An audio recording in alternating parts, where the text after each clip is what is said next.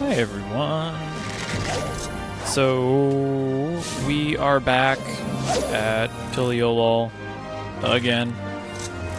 We're going to be looking for blue Purse of Riches. I don't think there's much else that we're going to be doing today. I decided to turn this on just kind of to have a little something going on in the background for those of you who are just looking for some background noise, but also just in case something actually happens. We have someone here on video to at least report that something has happened. Yeah, but we were in the middle of a window, so no like warm up. We just dove right into it. We're just going in. We're just gonna go have fun. So hello everybody, and welcome to the final fish the hunt for the final fish. We have what was it? Esperance Carp. That was the last one that was found. That was found yesterday morning-ish, I believe. Early, at least for me, Christmas morning, Esperance was found. So we are at 7 of 8 fish for the big fish, and that's pretty much it.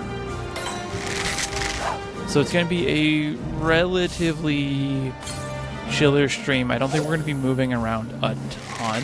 Part of the reason why I'm starting a little bit later was because Snuffler, Shuckfin, and Moxterol Great Gar all had windows, and I wanted to try recording some of those, and my stream recording is in 1920, but I recorded in 1440, blah, blah, blah, blah, blah.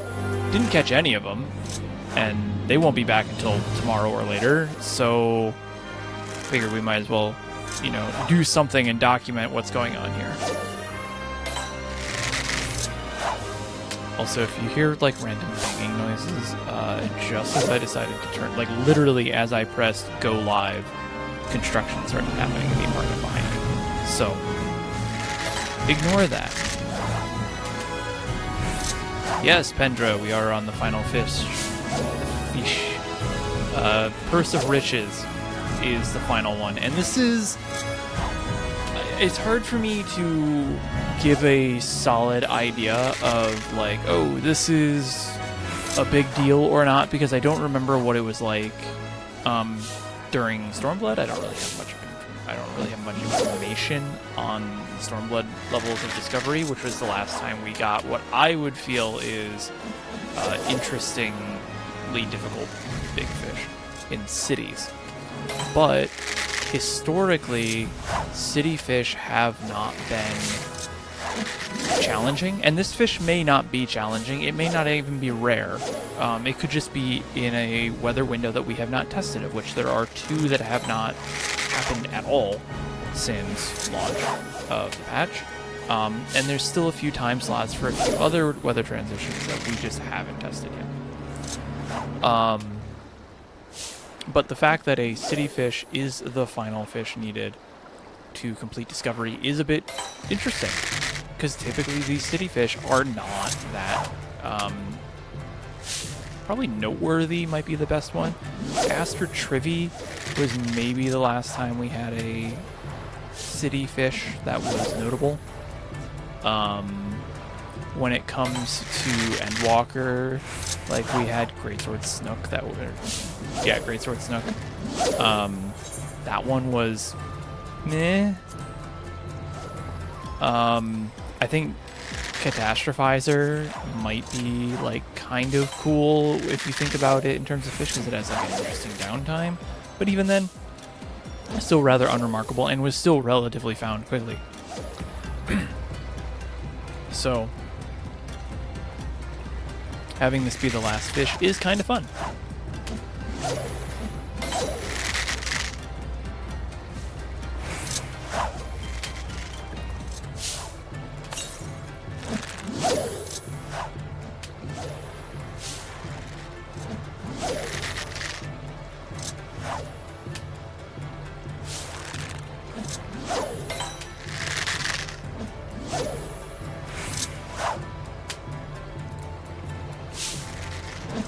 So we are at the tail end of a fair into fog window for midday. Coming up I don't believe is going to be anything super duper interesting, at least in terms of weather transitions. This is all going to be, you know, pretty much just happening.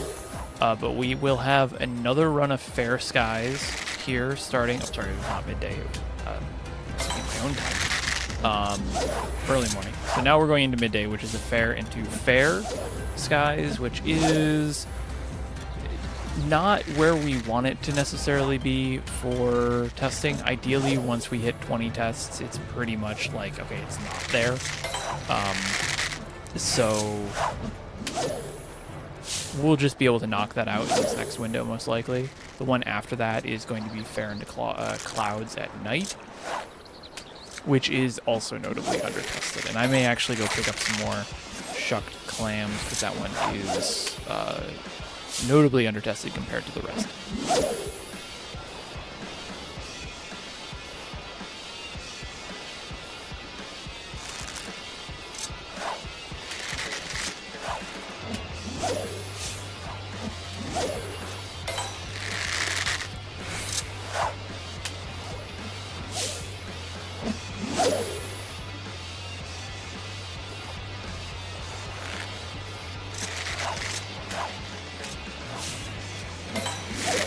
When I did show up today, though, to this about maybe 30 minutes ago, a couple people were just playing dead on the dock. There was all these folks were here, and someone was just like, I need a break. We're done.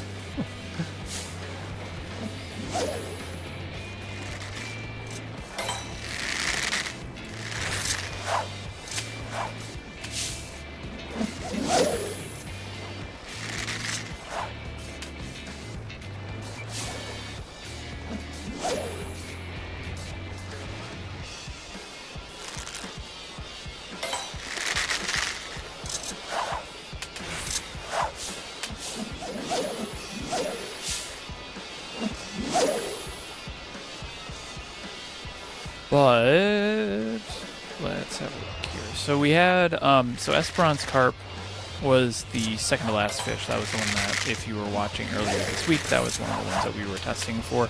We may still go and test for it. I will keep an eye on the weather, but now that we have specific times, there's a cloud coming off. That's right. Let's put that at midnight.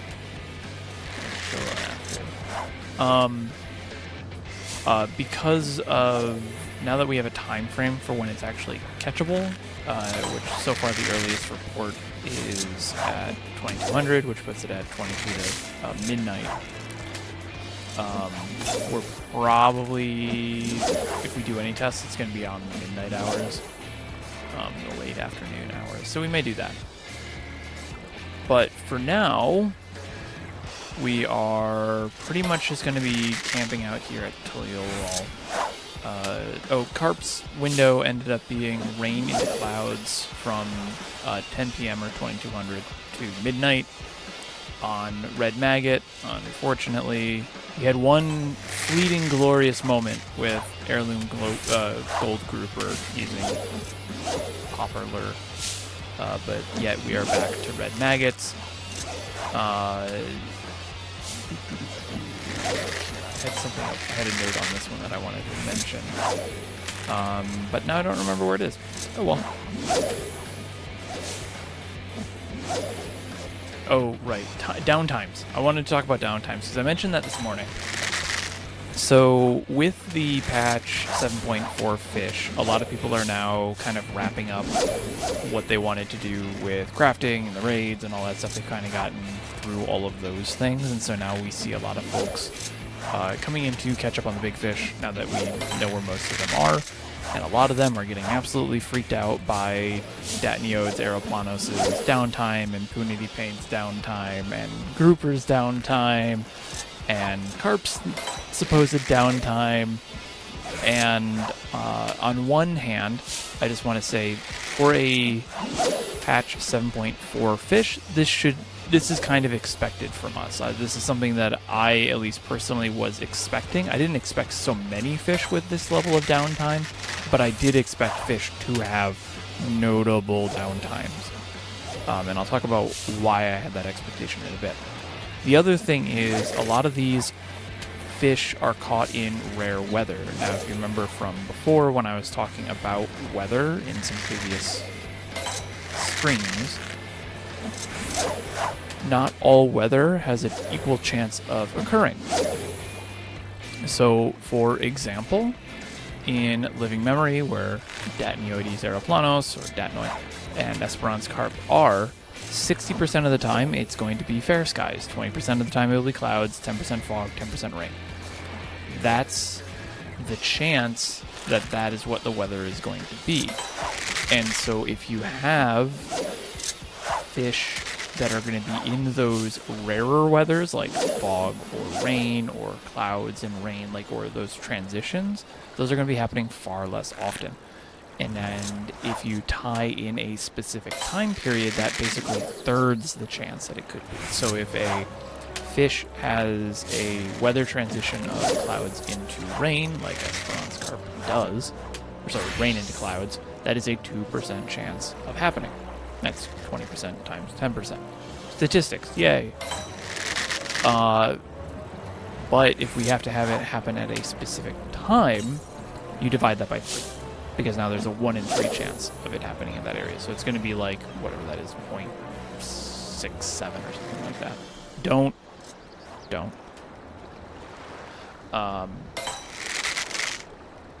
So we just have a whole lot of things that we'll just have to be keeping an eye on with some of these weather transitions, because there's a lot of other chances that there are going to be other things. But that's why you're seeing these very long downtimes, is because they're in these they are found in these very rare-ish windows, and you just have to make some tests on alternative weather transitions. So if we see clouds into rain or rains into clouds, again, if you can hear the background noise, I'm going to apologize for that.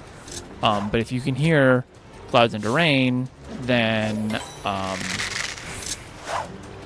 what we'll have to test is anything into rain. And if we do anything in the rain, then that's going to increase the chances of it popping up.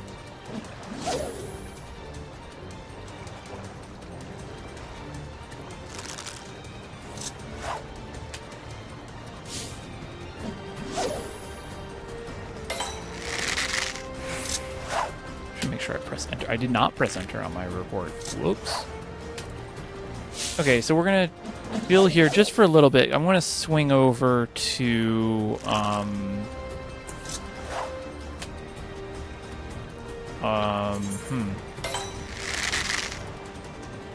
know what we should do? I lied.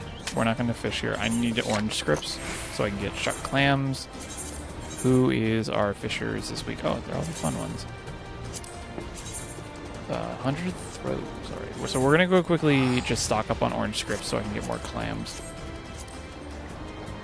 for the next window.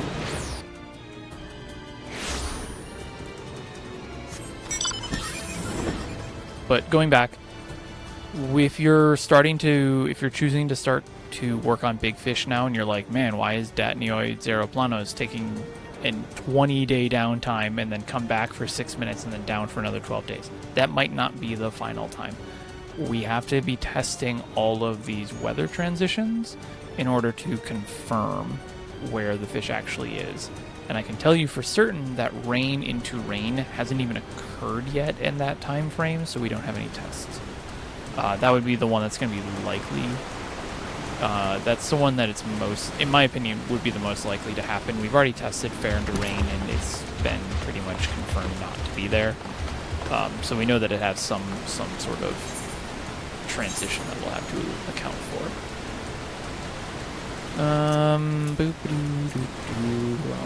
This cordial.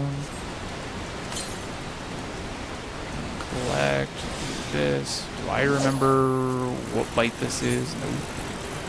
Probably precision. Yeah, this is precision. Okay. So we're gonna just quickly do our custom deliveries to get some sort of. Yeah, Wardenay, we are in hardcore fishing mode now, because it's basically, this is what happens whenever there is like one fish left.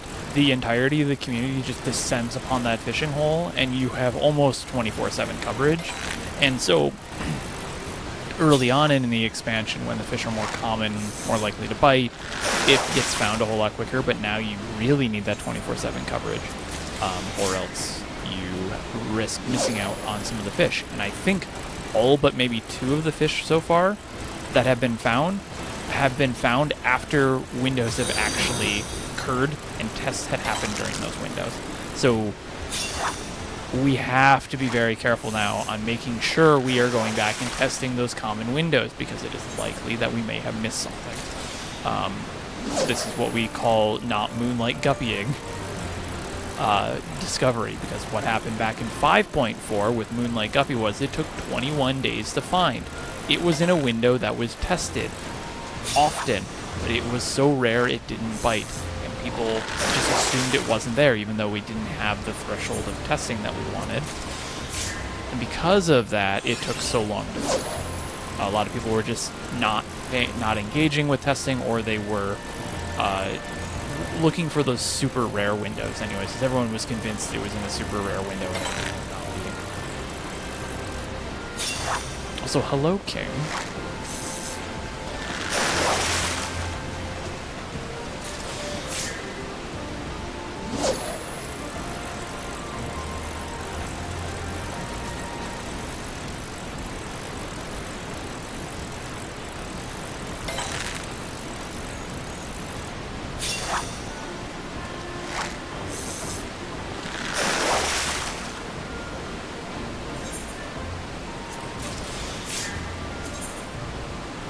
I need 6.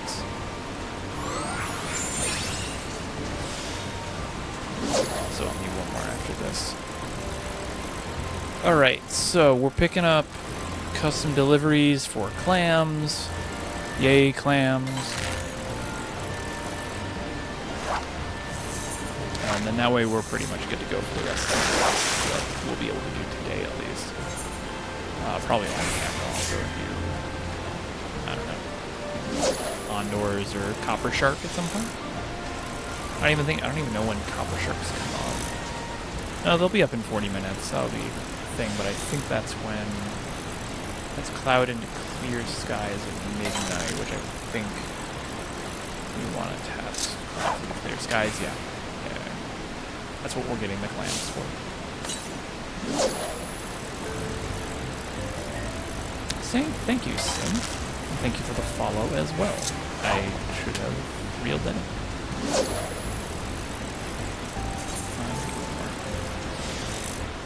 I also don't mind if they're not maxed out. I don't need to max out my collectibles all the time.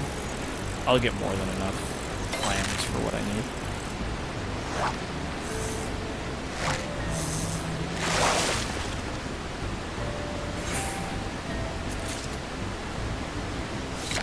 Who's the others? If you didn't know, if you go to your timers, which on keyboard I believe on standard is Control plus Y or Control plus U, you can click on the custom deliveries and then you can actually see everyone you have unlocked. Ignore the fact that I'm missing one. I've just been too lazy to go and unlock him. But you can see who also has the bonuses. So purple will be for crafters, yellow is for botanist and miner, and then blue fish is the fisher bonuses. So we can do the Nago. You're up at Heather Falls, right? Yeah.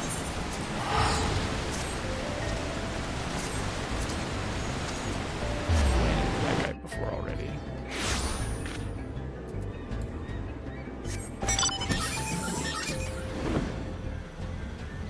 So we will grab some clams, and then by the time we're done, we can get back to Tuliolol and test another window.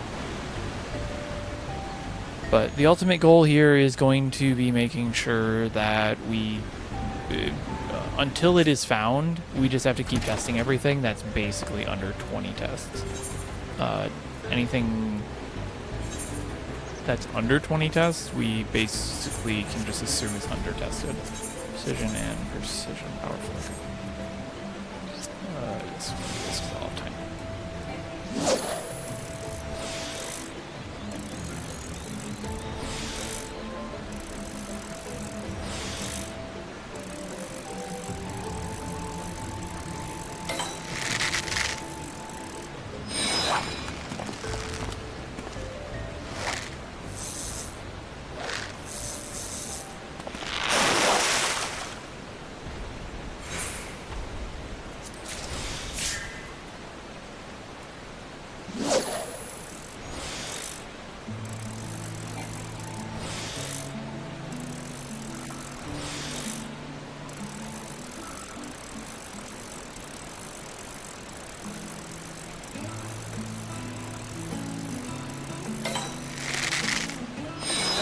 I also keep putting off boosting the big fish haul that I'm going to be using on stream. It'll probably start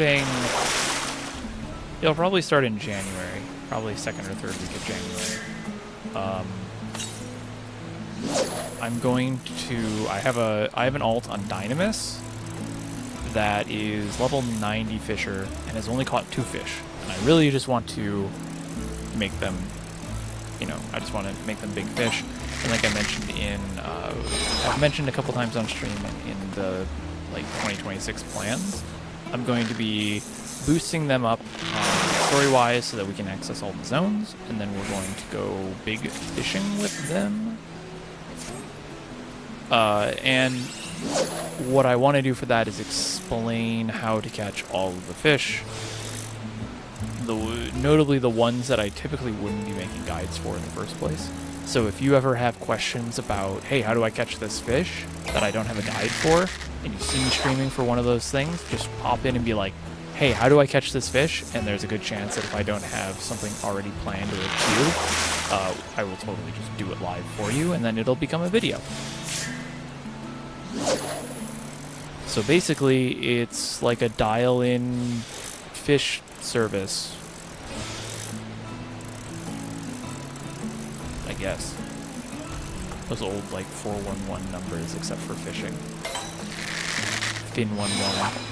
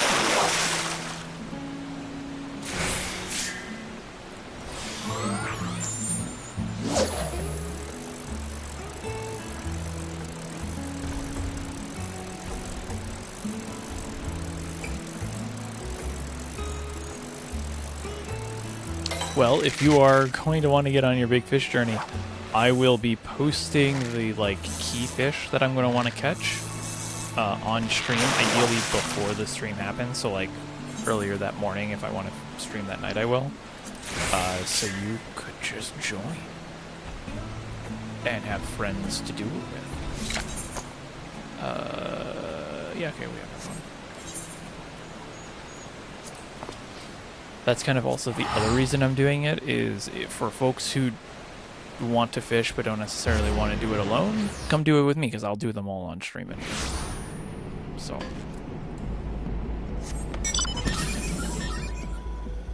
Let me fly in the cities.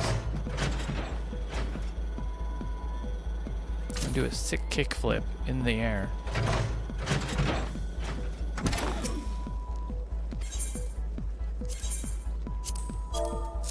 I can't click. There we go. Let's just save.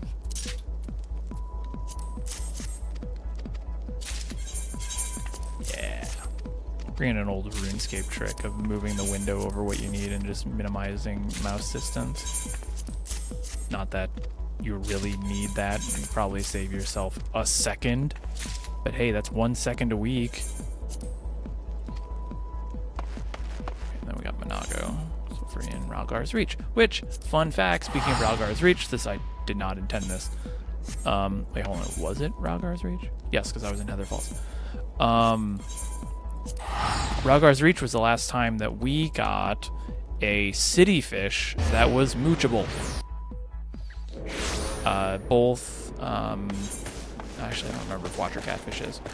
Are you a catfish? Do you... Maybe you're off the trout. But for sure, Bloodtail Zombie up in the Outer Fist. Both of those were moochable, and we haven't had a mooched city fish since then. Which just also adds to the typically city fish difficult thing. Now, Purse of Riches, which is what we're looking for, also doesn't have a mooch. So we kind of just have gone 3 expansions without that. That's been, what, 6 cities worth of fish? But it is something just to keep in mind.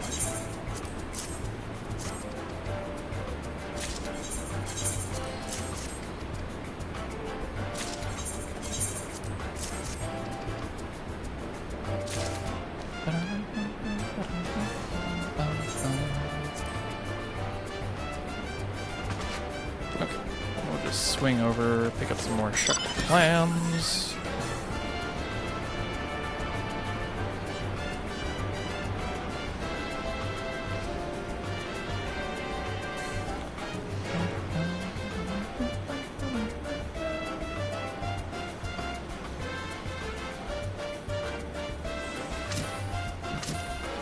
So Kyoto just posted Fair into Clouds 16 to midnight, which is what we're coming up to here in about 7 minutes, is down for the next 5 days. So we want to make sure we knock that out. And this just goes back to what I was saying earlier about how some of these windows that we're testing are just hard to test because they take so long to show up. How many of these do I have? 8, right? Oh, 6. Ooh. How many can I get? How many populars can I get? Perfect. Big 49.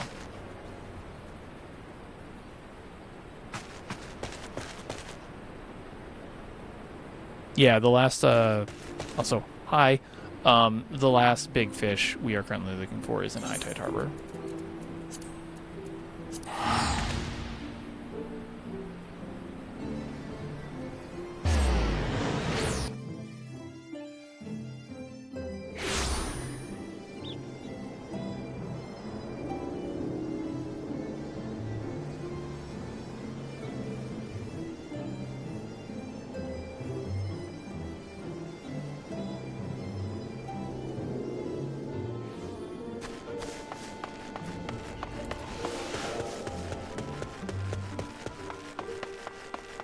So Fair into Clouds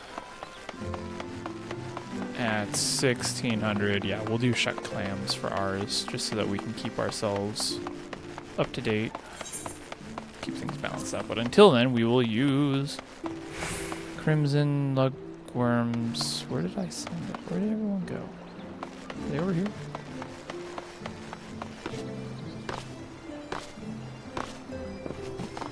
Oh, so actually, I lied. We're not going to go here. We're going to go to literally the other side of the city.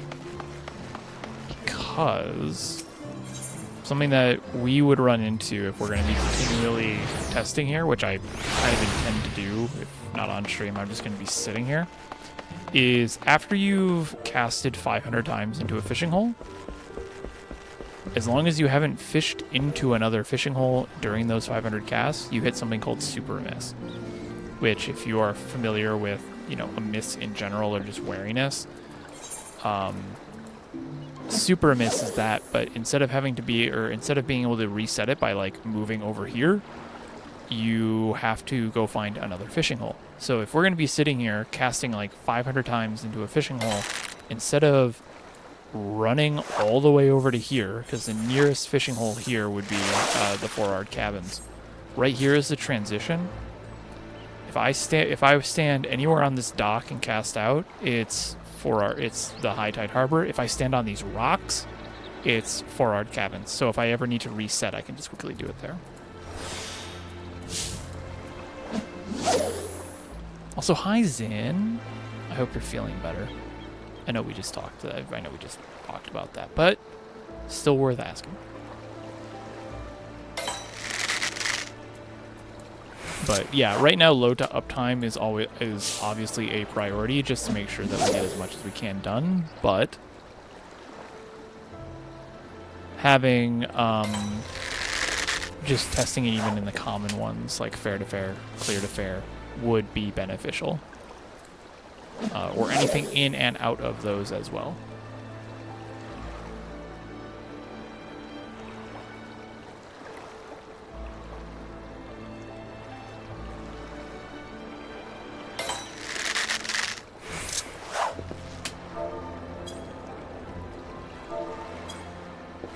sit.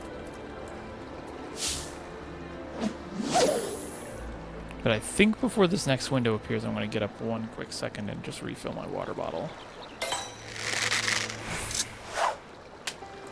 Maybe get some gummy bears while I'm at it, because I have them.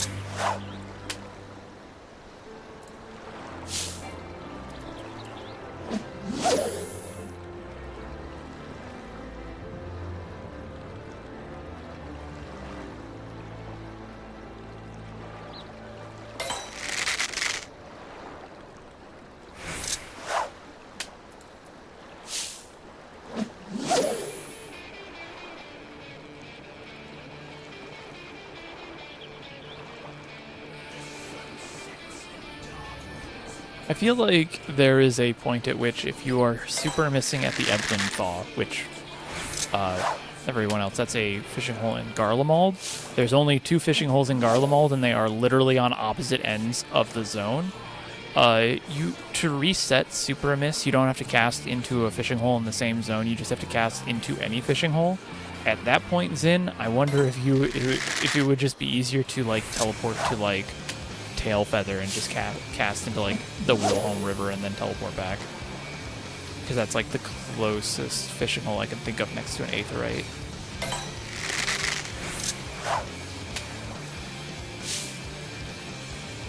Yeah, just teleport out, cast, teleport back in. The thing with a miss and like wariness in general is after about 53 minutes you have to move. The way to reset normal amiss isn't necessarily to just move, so it's not like I can move here, then go here, and then back. What you actually have to do is move and cast out over there, because it stores your location, and if you stay within a certain range of that location, it doesn't let you cast out. So it doesn't matter if you are here and say, I hit wariness, or I'm about to hit wariness, and I have a queue and it pops, and it's Orbon Monastery, and it takes me an hour, and I come back, and I load in, and I cast out again, because that's what I was just doing. It will hit me for wariness because it's based on my position, rather than anything else. So you want to make sure that if you're going to be dealing with wariness, you want to move and move away from wherever you are, because it stores your current location. Okay, I'm going to let this bite go out, and then I'm going to quickly just jump back to my kitchen, refill up my water bottle, jump back. Take me like 40 seconds.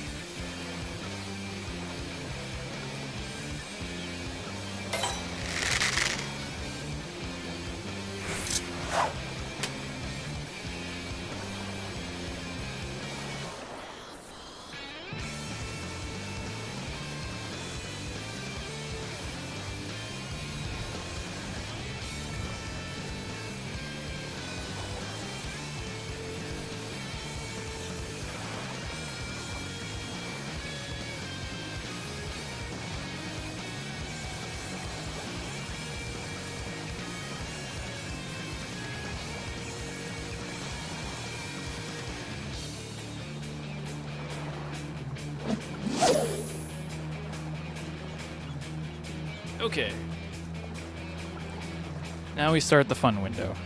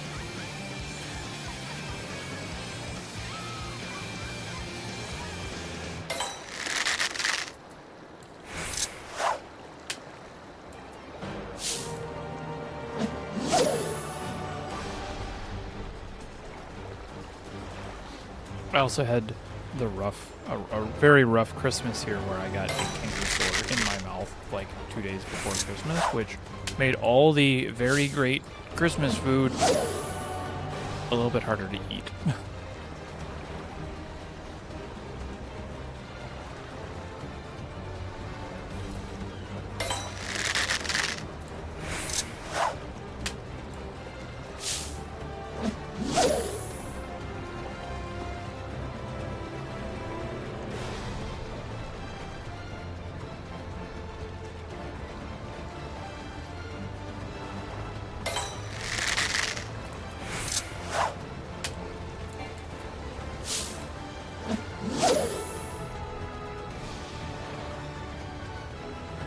Just get rid of all illnesses. That'll be perfect. There's him. Yeah, let's do that.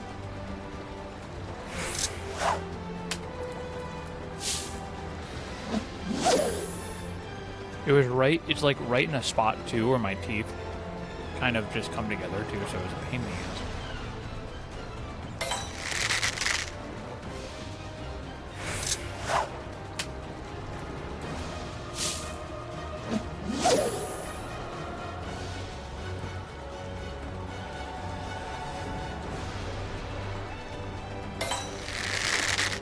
It's not. I had to look it up because I haven't gotten a canker sore in a very long time. I had to see what exactly causes it. One of them stress, which if you know me outside of streams, you know that I am incredibly good at handling stress.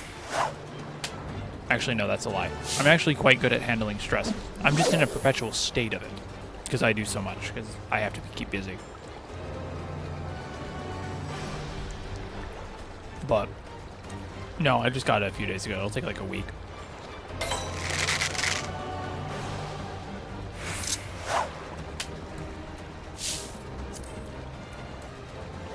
Just if I switch to the thing that I said that I was going to test with.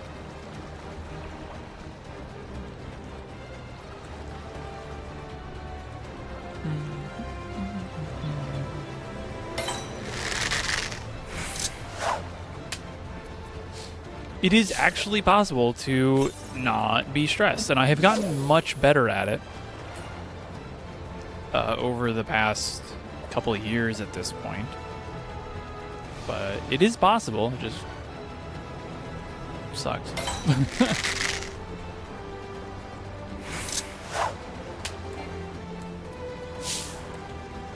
No, my stress doesn't really come from what I'm doing, it's more just there's a lot that I do.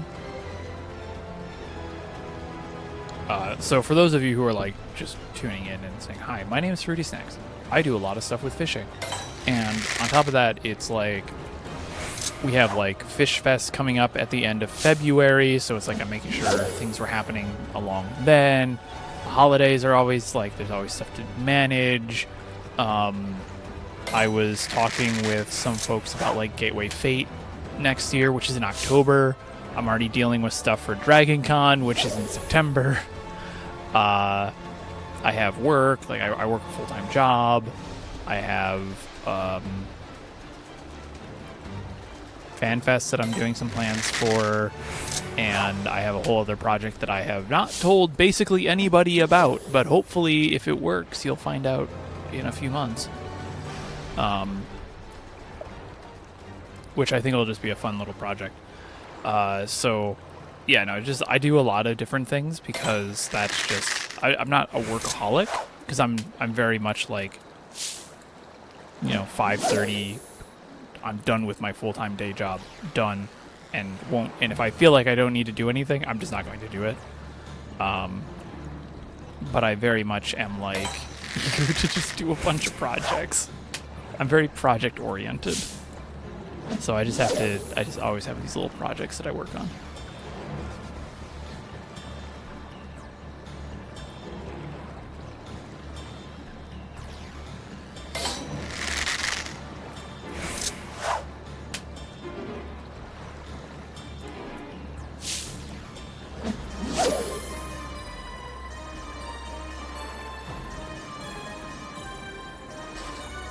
Yeah.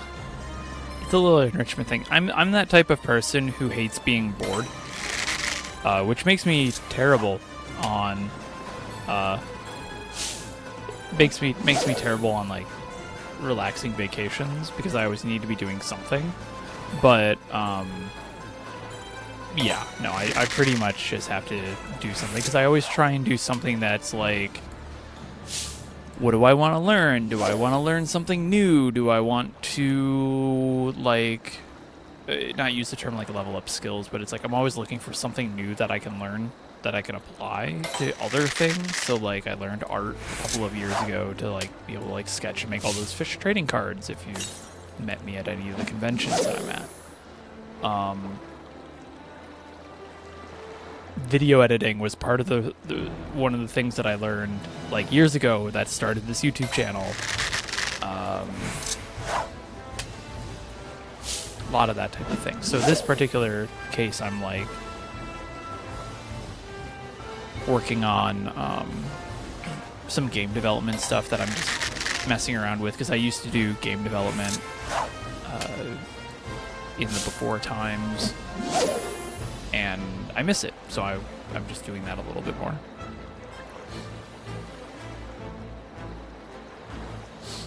So it's like always just looking for like new skills to learn.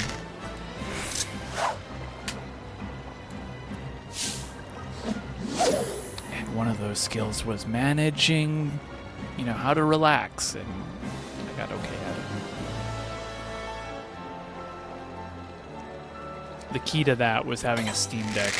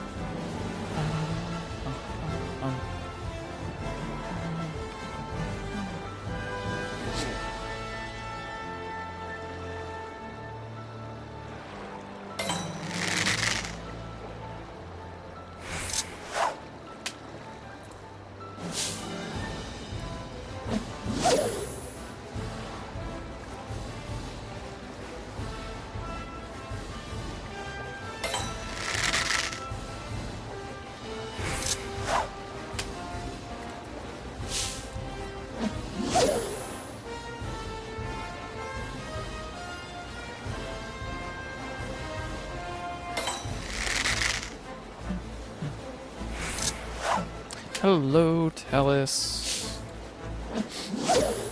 How are you this week? How was your holiday week? Assuming you actually celebrate. I should not have assumed that. If you celebrated a holiday this week, how was it?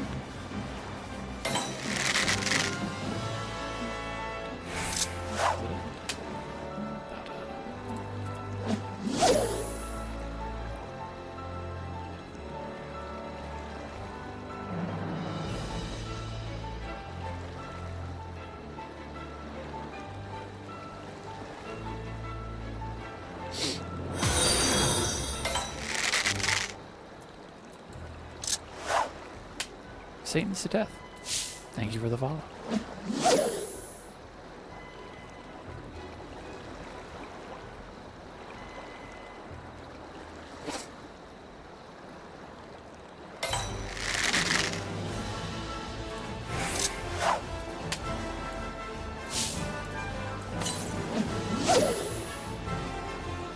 Good. Yeah, we went to my my sister's for our Christmas yesterday.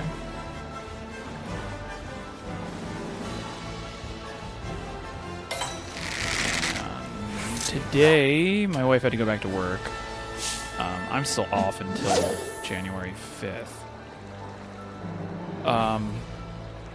But yeah, no, it was nice yesterday. Very chill. Outside of the canker sore, obviously, that kind of sucked.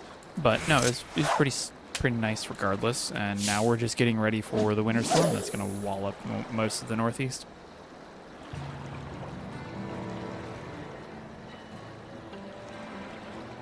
Which sub 2% fish did you just get?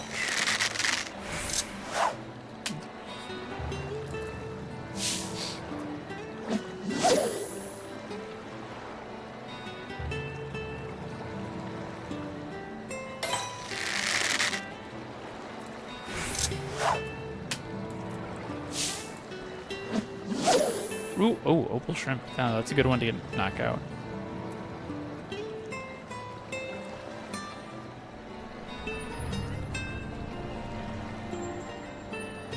It is, it's cold as hell. Nova, you should join me on this side because this is where the forward cabin, like this rock is forward cabins, this dock is high tide harbor, so we can just jump here for resets.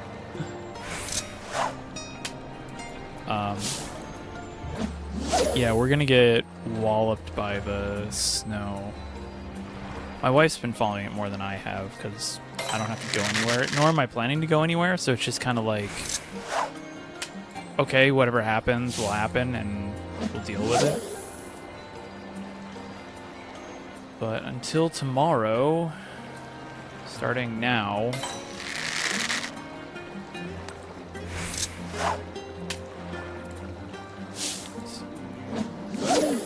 about an inch an hour. Could exceed 8 inches in some areas. It looks like for us we're looking at 4 to 7 inches with some slight ice glazing.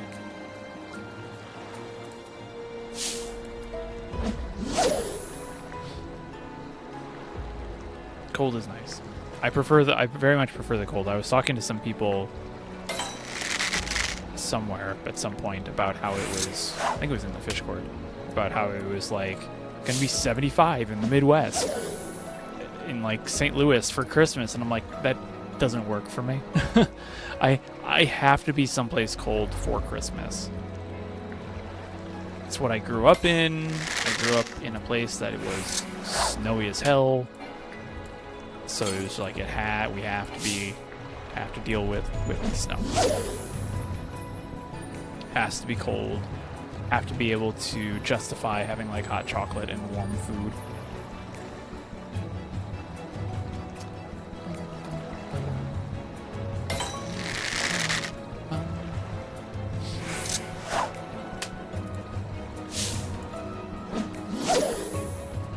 I just don't function well in heat.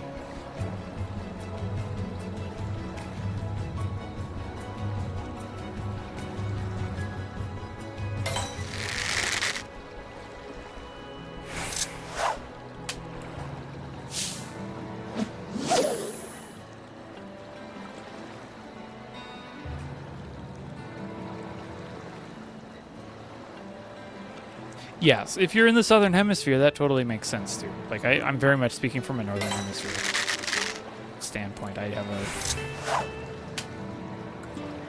have an interest in spending in seeing what a like southern hemisphere Christmas would be like, but that's not going to happen anytime soon.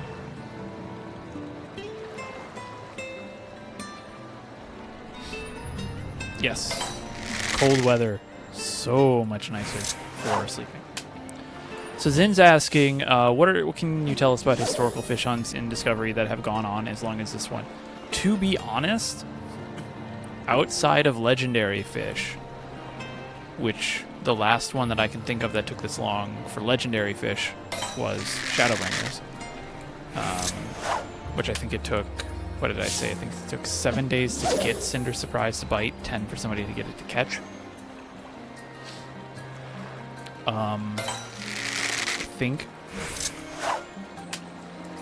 I don't actually remember the specific dates. Like, I don't remember how long some of them took because we didn't... Endwalker didn't take super duper long because most of those fish were pretty quick. Plus, I was busy during a lot of those discovery periods. Like, I didn't take off time from work for them for just various reasons. So I wasn't fully present for those. But I don't think any of the Endwalker ones took that long. Obviously, we'll keep harping on how the legendary fish for Endwalker took 2 days, which, in hindsight, I think was more more fortuitous than not. But I don't think it's necessarily also a great indicator of how of things and how it should have gone. I don't know. It's hard for me to say yes, like, oh, you know, Dawn Trail discovery is going to take X amount of time. I would not have told you. I would not have guessed that this discovery was going to take 10 days. So I don't know really, outside of 5.4 and 5.55.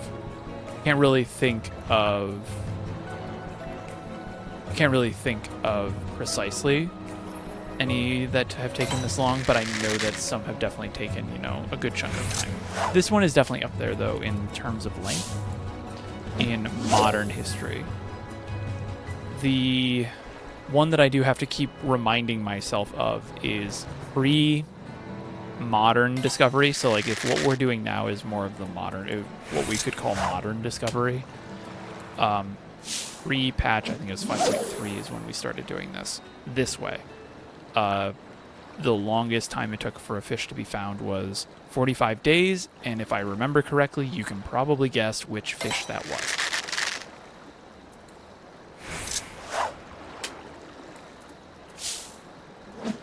It was Bob. It was Bob Goblin Bass. That was the fish.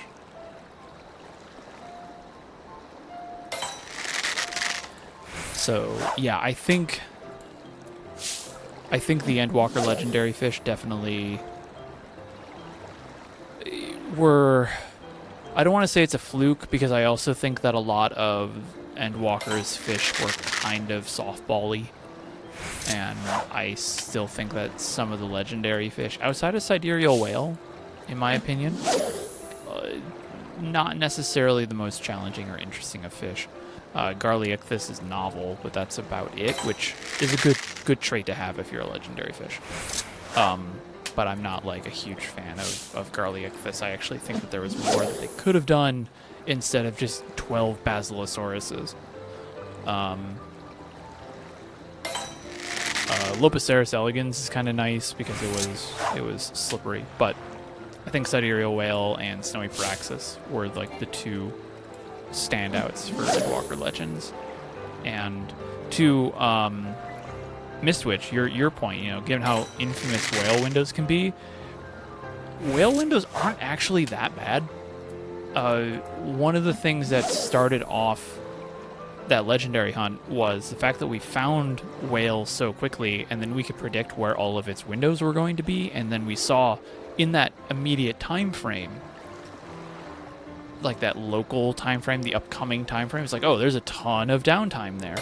And so we thought that it was going to be like Cinder Surprise levels or Ilidskan or something, or it was going to be like days and weeks between it, when in reality, longer term, that wasn't the case. So one of the things that I'm doing now, this discovery, is whenever a new fish is found, I will kind of look at what it's. I'll use one of the weather predictors and look ahead at what the windows are going to be, so that if it comes up again, like we're seeing now a bit with Datniotes aeroplanos, where it's like it was found, went into a 20-day downtime, will be back, and then go into a 12-day downtime, assuming that that is the only weather transition for it. I'm looking ahead at that and just going, oh, okay, maybe is this common for Datniotes? And now I forget what I found. It's not as bad as it seems, but it's also not amazing. So fog into rain. Where's my Kiku flare?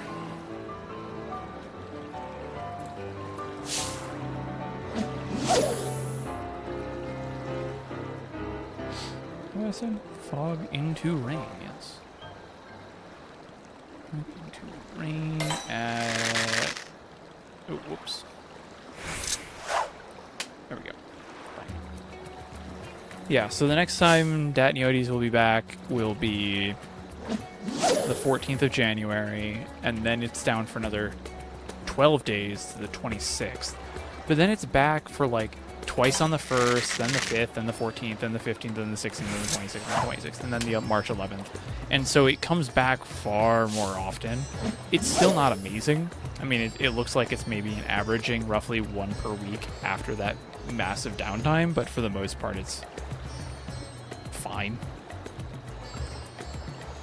And this is assuming its window doesn't change. We still need to have the rain into rain window to confirm. And if it is rain into rain, that leaves it as rain or fog into rain. So it's kind of like a dusk fish situation.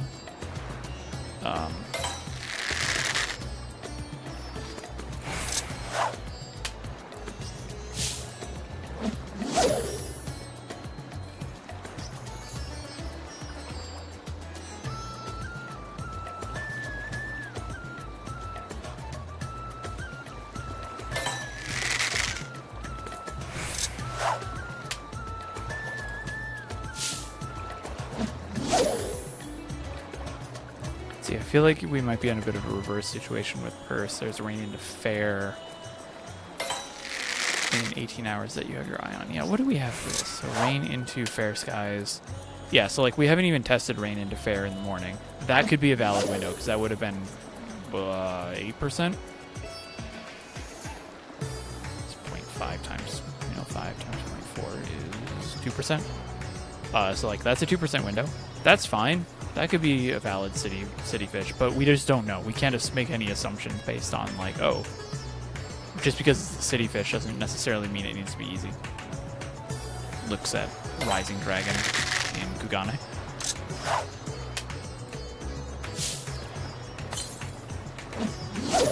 think we look at the next 10 windows for Datnioti, Zeroplanos. Show that it's more likely to be up at least twice a week. Yeah. I think that's the other thing too that I've also been doing is looking at the next 10. So if you ever hear me refer to like, oh, the 10th window is on this date, that's usually because I'm looking at what the next 10 windows for the fish are going to be.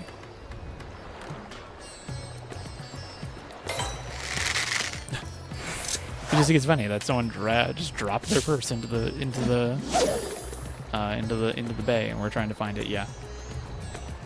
It's like Sunken Tome, where someone dropped their book in, and we're trying to find their book in a stream.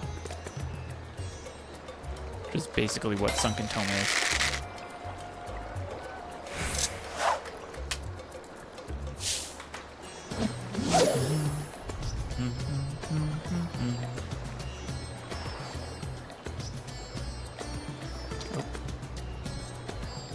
We picked up a Nova.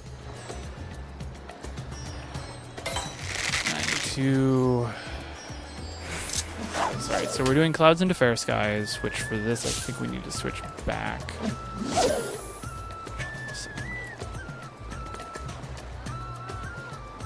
Alright, so we're clouds into clear skies in the morning. Yeah, we want to be on Lugworm for this. Though I think any bait would be fine. And then at the end of this I'm going to have to move.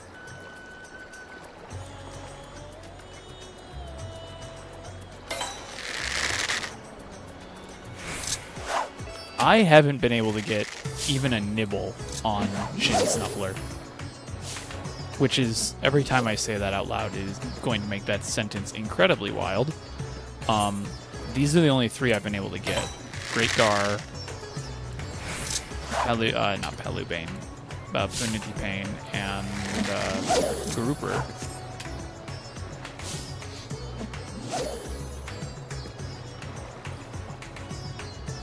Oh, pizza sounds great. I'm not going to have pizza anytime soon, but it sounds great right now.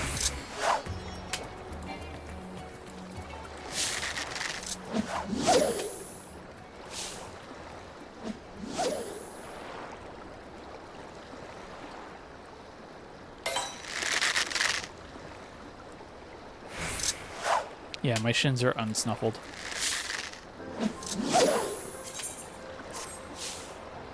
So I'm waiting, I think, where am I at? Yeah, so I got these 3, I'm still waiting for the other ones.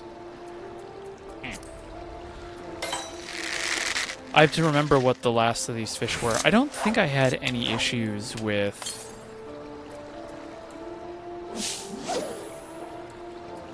I think the Esperance window was like 4 a.m. for me, and to be honest, I did not care enough to wake up.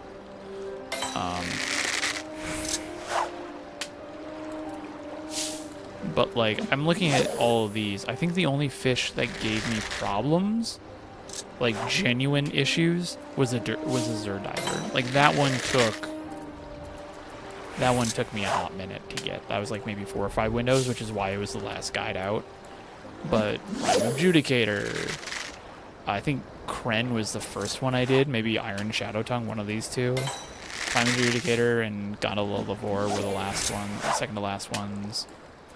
But like these fish weren't necessarily the most technically challenging, but I definitely think that the 7.4 fish are another step up.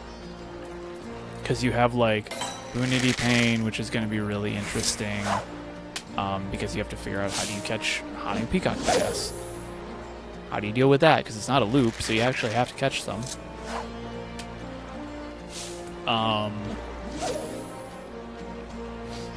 Moxiterol Great Gar, I don't think will be that challenging. I think it's mostly going to need to be a test of patience and execution. I don't think, it's not like you need to, I say this as somebody who's already kind of solved most of these fish. You don't need to exert a ton of thought into decision making. You can kind of just set yourself on a very specific track for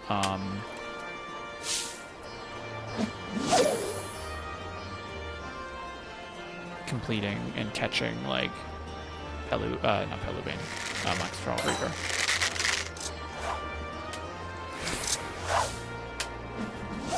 Trupac, we are trying to catch a fish in Tuliol called Purse of Riches. It was added in patch 7.4, and whenever a new big fish is added, we know that they exist, we just don't know when to catch them. And so what we're currently in is a like community event called the Discovery Period, where as a community we go out and we test combinations of weather and bait at the fishing holes that we know that these fish are in, to try and find them. Purse of Riches is the last fish that we haven't found yet. So we are currently working on that.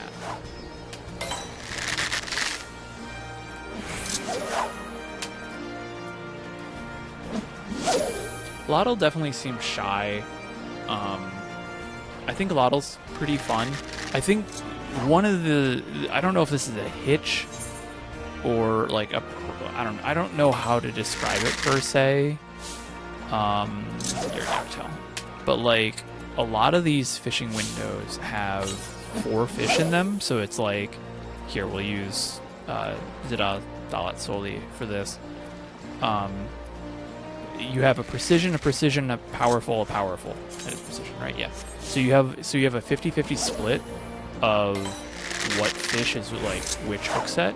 And then whatever this one ends up being, which is powerful in this case,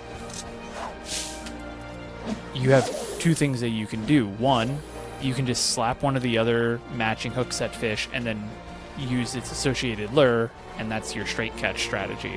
Or if, say, the Dawn fish was moochable, you just slap the Shimmering Shadow and use Modest Lure, and then you can basically force it. So that's kind of what we're seeing with, what was the fish that I was just talking about? Lottle and Waiting. That's a similar setup where you have precision, powerful. You need the Cloud Eye Carp. You can just slap lobsters and Modest Lure into the mooch, so you can keep this mooch uptime, and then you can't do anything after that. You just have to maximize the amount of mooches you get. And that makes it a little repetitive, especially on these fishing holes, because they're just split on their hook sets. So there's no like variance on most of these mooched fish. Moxiterol Great Gar is no different, because you're just a powerful hook set fish. You're a precision hook set fish. And so is mudfish, and then the rest are all powerful. So it's like you can catch a mudfish, slap it, Modest Lure, and then you can basically guarantee yourself 2 mooches with swim bait and identity fast. It's like, it comes down to, can you manage your GP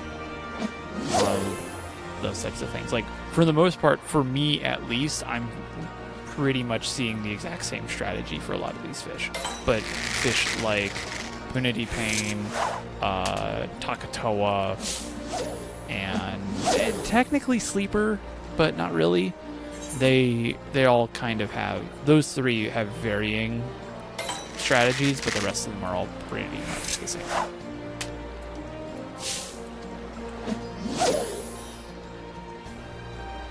Yeah, I'm kind of surprised that Lottle shook out to be the one that had caused the most headaches for folks, because I didn't think it was going to be that rough. But then again, it does say "in waiting" in its name, so maybe I shouldn't be that surprised.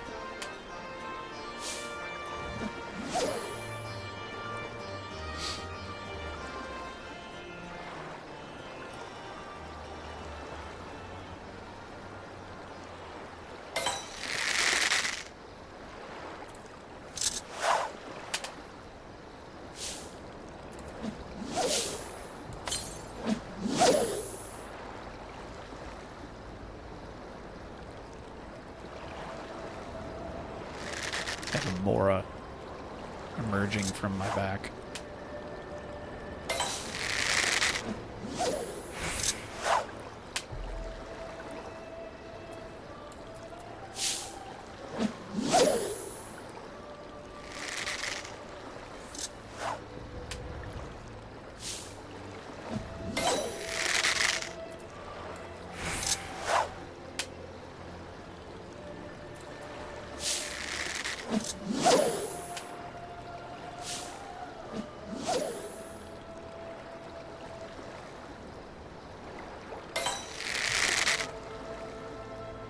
I think with this discovery too,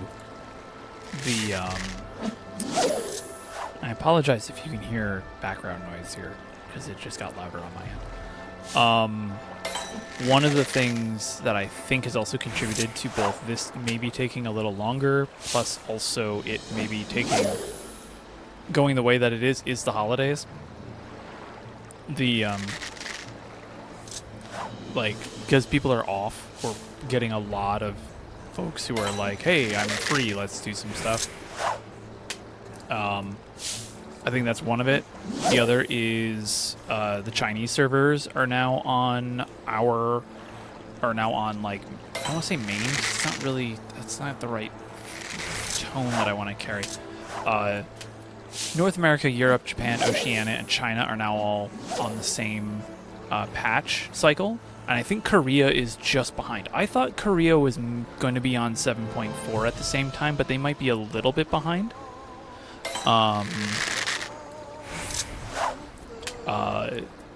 But like definitely by 7.5, and if not by 8.0, I would not be surprised if 8.0 is a true global launch across all the regions at the same time, which would be huge.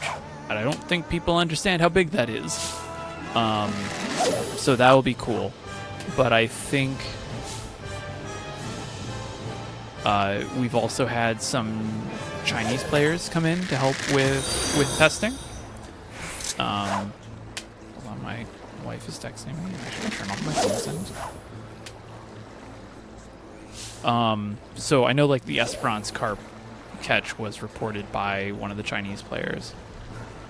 So we have like more people participating now, and so I think it's just like this weird perfect storm of just a whole lot of things happening. The disconnects on North America, I don't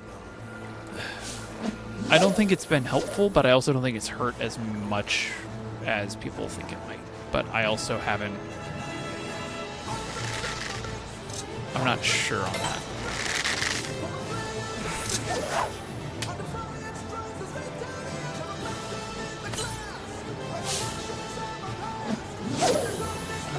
From a server presently found cyclic common enough to bite. Yeah, the only time I would probably use it is if I have enough GP and it's like towards the end of the window and I want to maximize the amount of mooch chances I have. Hold on, I have to look up my window to see if it's snowing.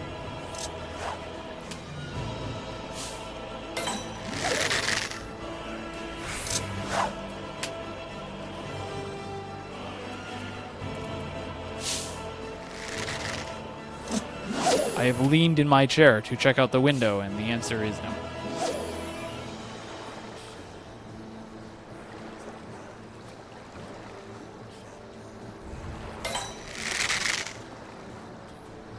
Or a Calcum, thank you for the follow there, by the way.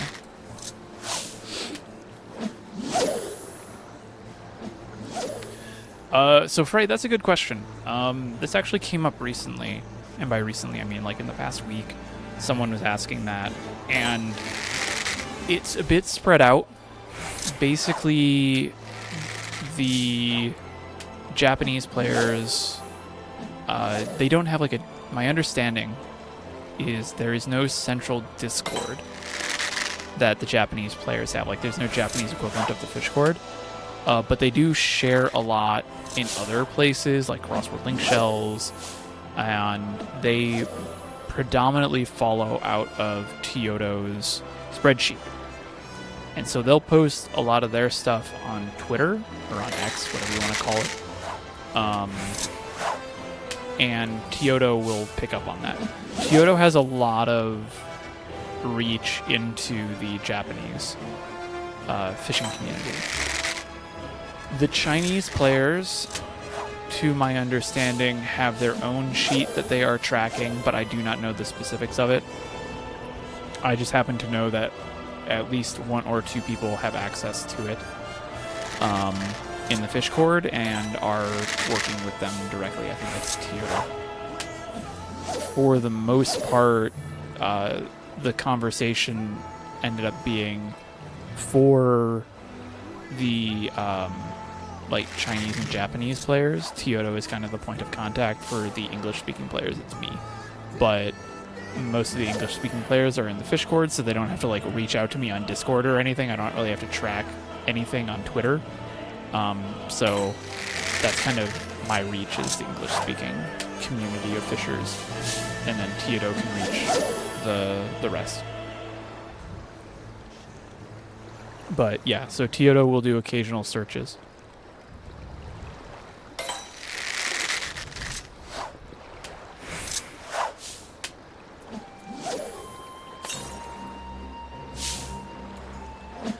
Are the windows on the tracker so long? Because stuff is not finished yet. 18 days, so like 18 days for Datniotes Aeroplanos.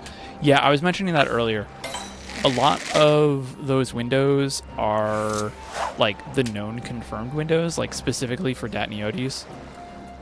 That is a confirmed window that's coming up, but we don't have much tests in some expansion windows. So there is a chance that Datniotes can be caught in rain into rain rather than clouds into rain. Or is it fog into rain? Fog into rain. It could be rain into rain and clouds into rain. We just don't know. We don't have enough testing done yet, because some of those transitions, like rain into rain at that specific time period, didn't occur yet at all. So we just have to wait for it to happen. And I don't... Let me look and see when that's going to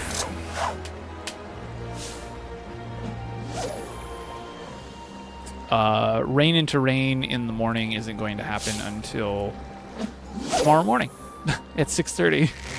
So we'll have it. We should know by tomorrow. Hopefully, we'll have a good number of tests to start getting an idea if Datniotes is going to be a rain into rain fish.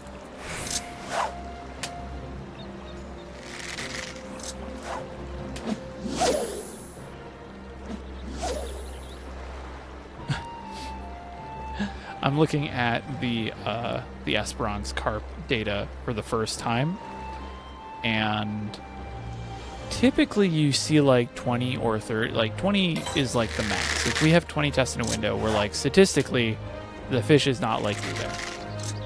And I'm looking at the window where Esperance Carp was caught, and the numbers are 62 and 50 for 22 to 24. So I think that's good.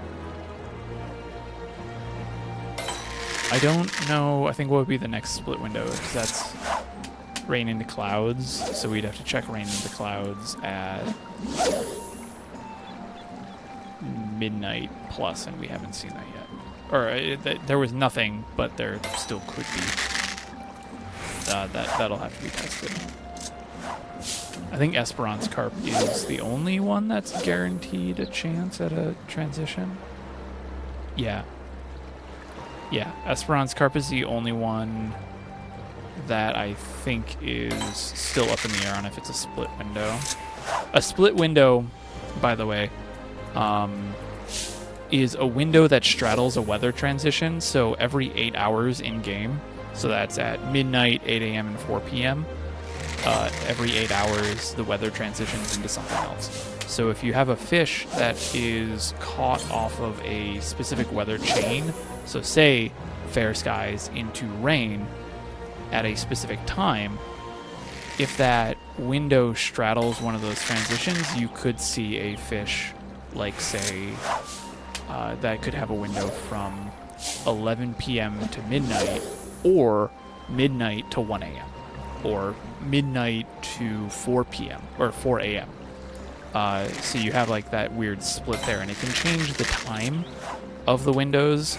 We haven't seen asymmetrical split windows in a little while. I think Celestial in Shadowbringers was the last time we had an asymmetrical split window. Yeah, it's only at 7 tests, which isn't really a lot. So that'll be something we'll have to test.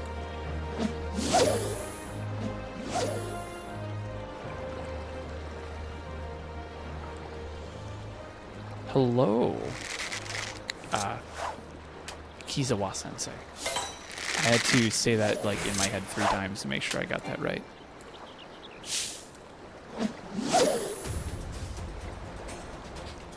The asymmetrical split windows can be interesting, especially if there's an intuition. In my opinion, a 2-hour intuition or a 2-hour window for a 5-minute intuition is kind of dull. Like with Shin Sniffler, it has a 5-minute window will not cover the entire 2-hour. Like a 5-minute intuition will not cover the entire 2 hours. But if you start late, then it will. Like it's kind of like a safe time for that, because a 2 hours in real time, 2 hours Eorzean in real time is 5 minutes and 50 seconds. So if you have a 5-minute intuition window, you have a 50-minute lead up into that you could use while still being in the window and still getting all your intuition. That's optimization that we don't have to deal with right now. But the interesting thing would be is if Esperance Carp had a longer window, and then we can start dealing with, like, is it worth it to try and do an int refresh using the level 50 trait? Like, is that something that's valuable to do, and all the other fun stuff? I hope if we don't see that with any of the 7-4 fish, we see that with legendaries.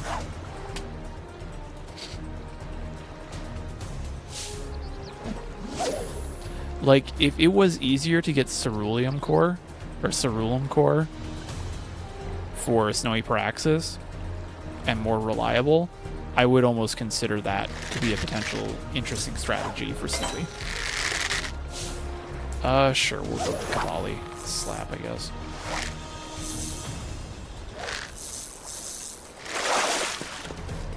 Alright. Let me type this out before I forget.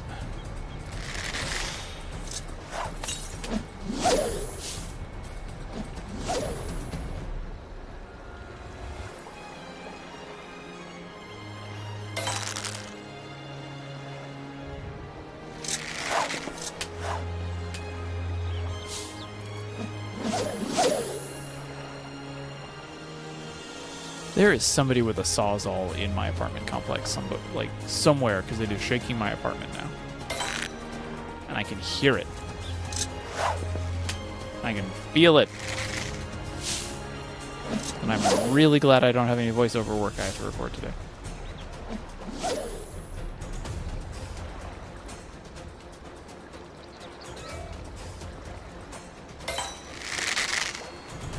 All right, this is clear skies into fair skies midday. What are we low on? Clear skies into fair skies. Pretty high up. We'll just use Lugworm. We'll just chill out here for a little bit.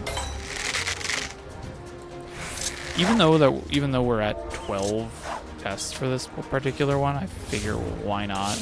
We could be looking at a situation where it's like the second one, or Floating Boulder, which are the two rarest non-big fish in the game based off pure bite rate.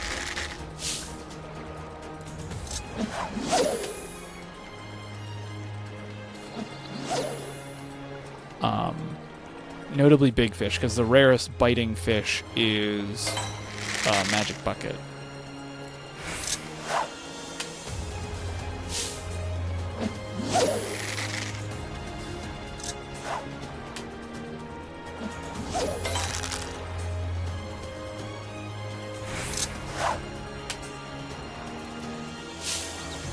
Yeah, Fisherman's Instinct felt more like quality of life rather than a let's enhance a new mechanic or an existing mechanic to be quote-unquote new for new strategies, at least so far with how it's been implemented. I'm not sure really. I haven't really thought a ton about it, like why or what. I think putting it at level 50 is kind of weird. I think it could have maybe been a little bit later, but I think it's a really good trait. I just think it's kind of interesting how it's been implemented.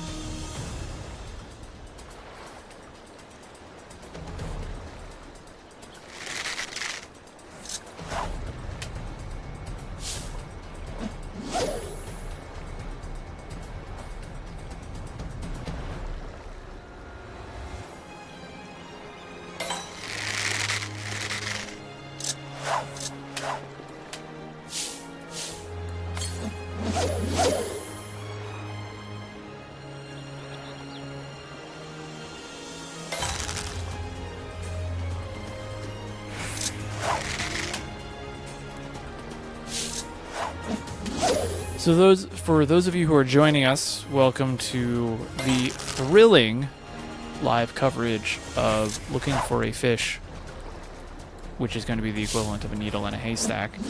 We are in Tuliolol. We're looking for Purse of Riches, which is it's a large version of this guy right here, blue purse. Very pretty blue color.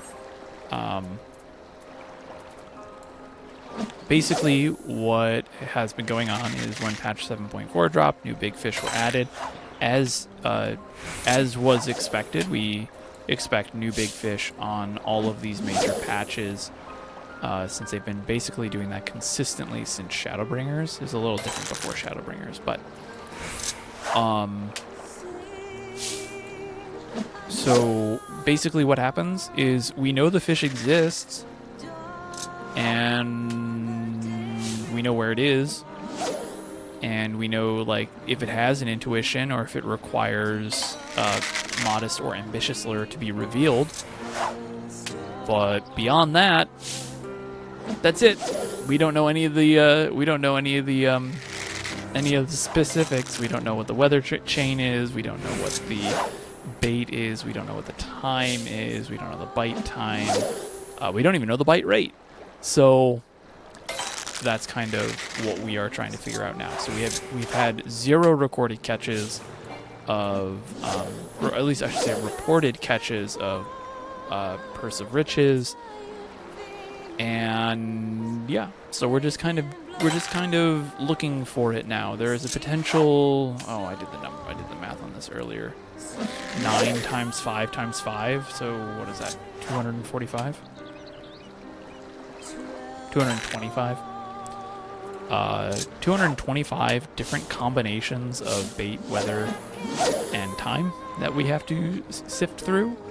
And some of these weather transitions haven't occurred yet since patch 7.4 launch.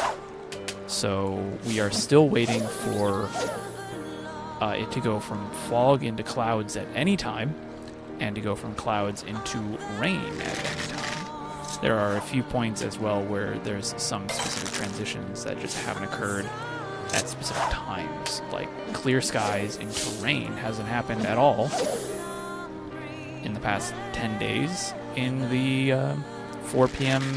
or later time slot. So a lot of testing. There's probably at least a few dozen fishers right now who are foregoing doing anything else to just literally sit at high tide harbor and wait for specific bites. Now, one of the things that we are already assuming is that it is going to be a ferocious bite. That is the 3 exclamation points. That has been consistent with big fish, regardless of their size, since the start of Stormblood. So that also has been pretty consistent, but because of the existence of 2 fish that aren't ferocious bite, we can't make that assumption fully, but we basically are running with the assumption right now. So we are looking for the fish, and some of these windows that we could be testing are not coming up for a hot minute. I was looking at this earlier. Let me look here. Go to Tildio Lull. I want to see when, let's see, like fog into clouds at any time.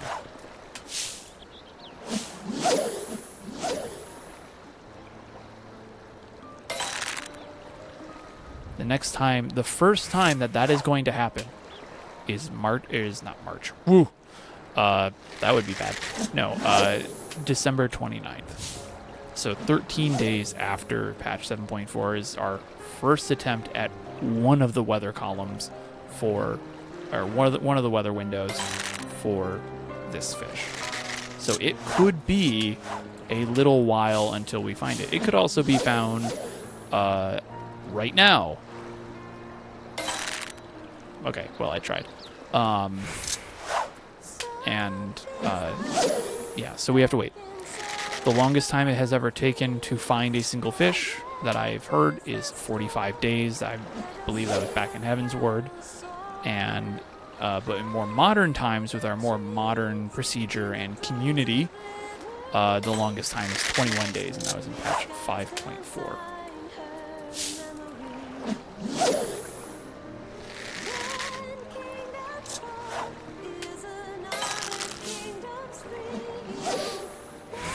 Velzy, you joke about that, but there was a window that we were testing where there was a transition. I think it was what, Nova, if you're listening, I think you know it. It was rain into thunderstorms from 4 p.m. to midnight, and that in the great year of our Lord 2026 had a 337-day downtime. It would not be in that window. Some fish have a lot of downtimes, but Bob Goblin Bass is pretty much pushing that upper limit of what we think downtimes for fish are going to be, and what we as players would want. The Bob Goblin Bass downtimes are long. Like, this guy has currently the top 3 spots, and will have the top 4 spots I think by mid of next year. But those are usually rare and few and far between. And yes, you can fish eyes Bob. Like, you're not going to be seeing 39-day downtimes from Bob every other month. It's like every other year. Bob has only ever gone over 30 days of downtime in like 4 times in like the 10 years, in about 10 years.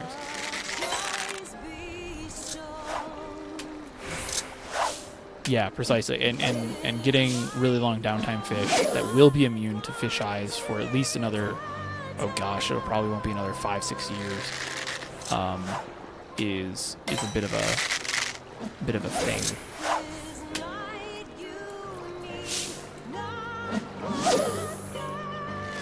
So definitely something that's keep an eye on. I wouldn't expect another like bobgoblin bass. But we can't assume, but because of the existence of bobgoblin bass and cinder surprise and duskfish, we do kind of have the precedence. I guess deep pond as well. Like we do have precedence for these long downtime fish. Still not snowing.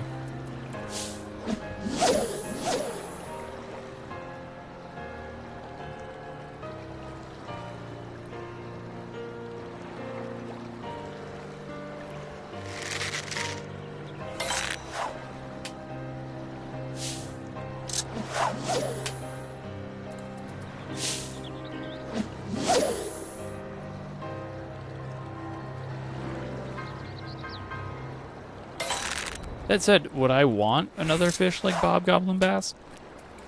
Maybe. I think there is some. The word that gets thrown around a lot, or has been the past like 10 days, has been like novelty. I think bob is a bit of a novel fish because of its downtime, but its circumstances allow that basically.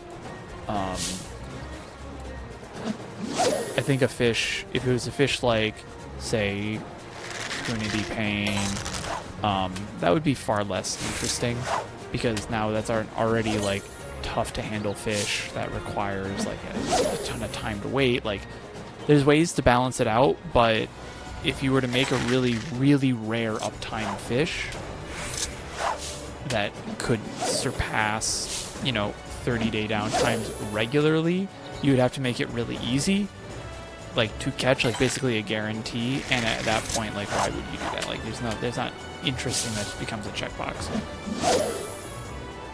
So I think there's some interesting things that we could be doing with fish instead of just downtimes. I think the Heaven's Ward legendary fish are a good example of what I think is somewhat up often but still challenging legendary fish could look like. None of the 7.4 fish are legendary fish. Legendary fish are the final fish added in every like expansion. So in Shadowbringers and in Stormblood, that's been in the 0.55 patch. Assuming Dawn Trail doesn't have a 7.6, we can be expecting the legendary fish in... Hold on, timelines are weird. 7.5 will probably drop around end of April to coincide with FanFest. So May, June, probably expect the legendary fish in like this over the summer, most likely. Unless they push it to, like, unless they decide to do like patch 7.6, which they have not done.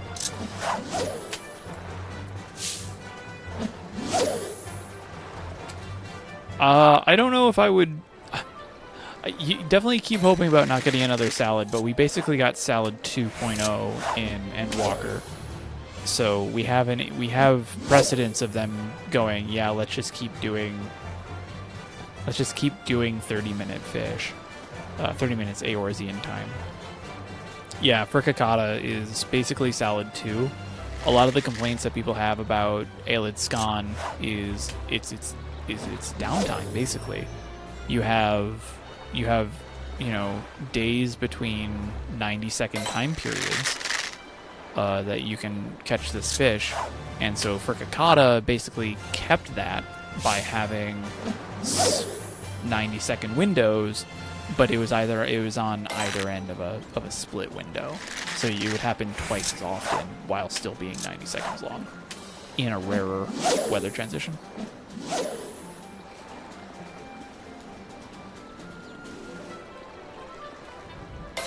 Yeah, but it still has a pretty crappy bite rate.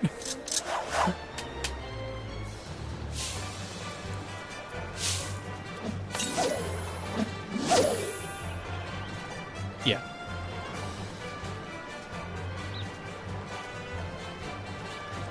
So they balance it out. The thing that often goes unnoticed or unmentioned with fish, unless you're like really looking at it or someone tells you, like I'm about to do, is a lot of fish have personality. And we describe the personality as how shy it is, how commonly or how often it's going to bite versus how often it's not going to bite. So that's shyness.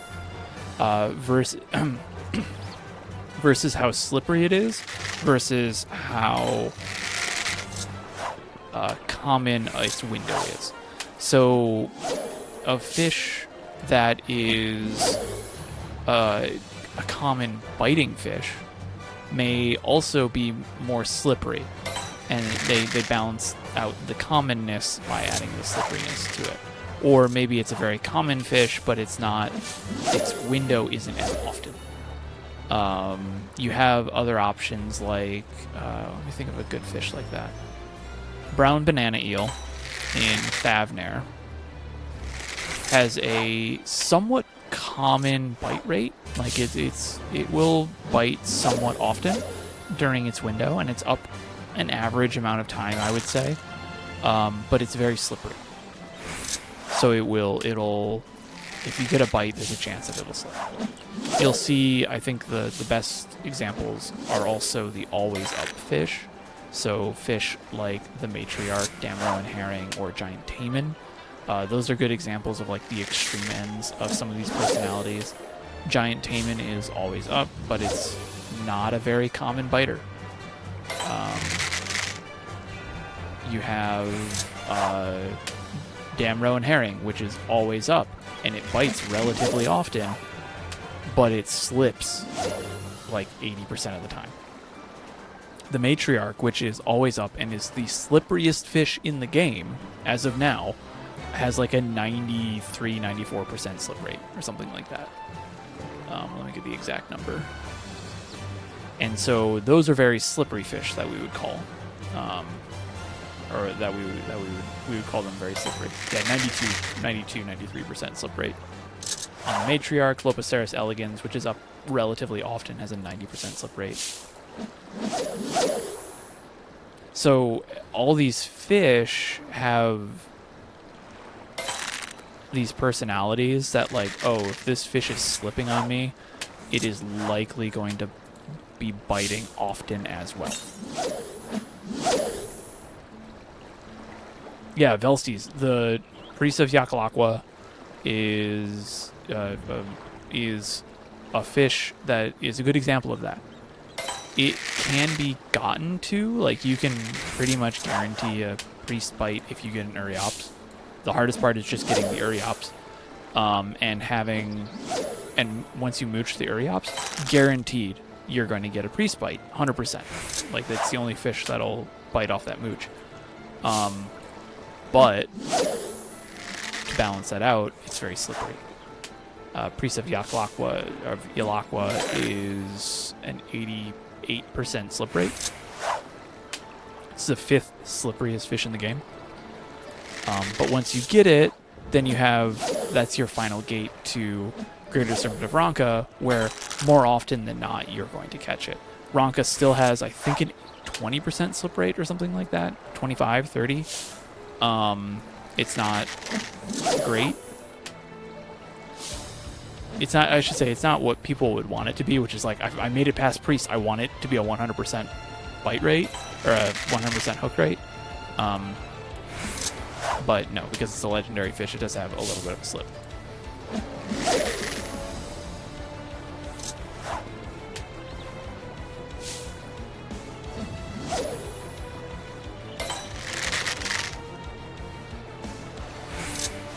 Yeah, Yoshi was saying, with Yoshi saying they want to wait long for the expansion after the JP Fan Fest, I'm basically expecting, if the expansion isn't launching, excuse me one sec.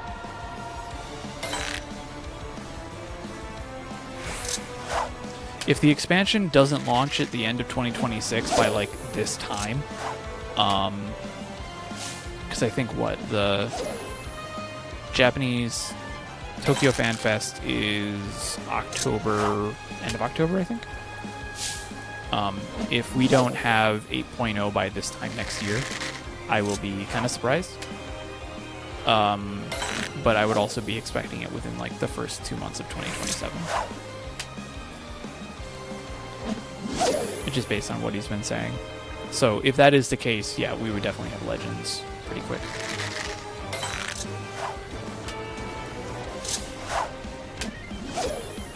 So it is okay. So JP Fan Fest is Halloween, it's the end of October. I couldn't remember if it was end of October or end of November.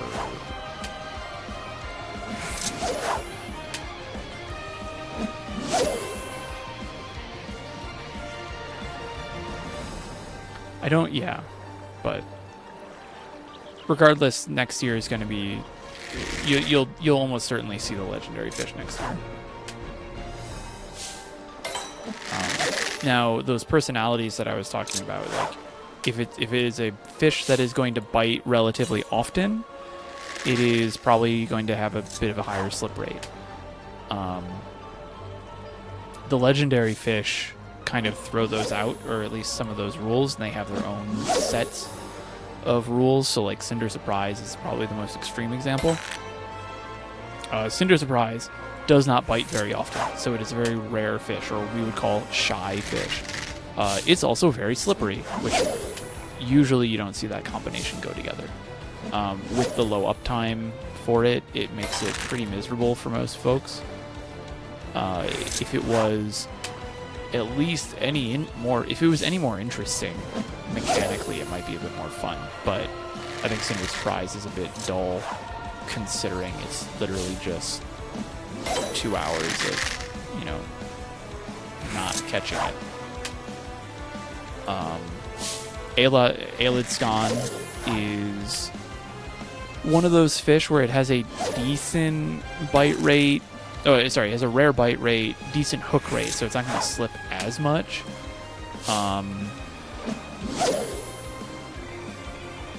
Which I think makes it a little bit more of a fair legendary fish, but a lot of the time the legendary fish just go for more of that, like I was mentioning earlier, novel ideas like Snowy Paraxis did with its 30-second intuition. The legendary fish go more towards novelty than necessarily following the rules. They just kind of make their own. So the Dawn Trail legendary fish have an absolute chance of being some of the wildest fish that we've had with the mechanics that we've been given at the start of Dawn Trail. There's a good chance that we have. I think we're still waiting for like a hidden intuition fish. So like you think of like Shin Snuffler, but you have to reveal it as well. Was that clear to fair?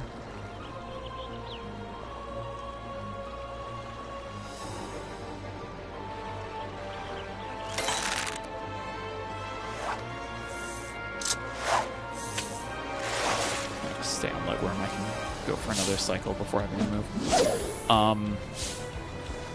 Like we haven't seen a hidden intuition fish. We haven't seen a hidden fish be required for intuition. We haven't seen a hidden fish that is required for mooching. Like think of imagine if Kanchala Miyaka at the Deucebun Bank in Kaz, if you had to catch that to mooch, like that type of fish we haven't really seen, kind of disappointingly, any big fish that has a long window with intuition that would benefit from Fisherman's Instinct, which is that trait that we were talking about earlier that has a chance to refresh the intuition to full duration. We haven't seen that yet, which I think would be kind of fun. There's some interesting problems that we could be solving with that, depending on the fishing hole, at least. So there's a lot that we could see with the legendary fish, and I hope that we see it. But I also don't know technically, like, is it possible to have an intuition tied to a legend, like to a hidden fish? We know that the hidden fish mechanic, like when you have to use ambitious lure to get a message that says, "Oh, something darks in the depths," and a chance for that fish to bite. We know that is per fish, and we know that intuition is per fishing hole, so they don't overlap each other, but we don't actually know for sure if like they can exist at the exact same time and work together.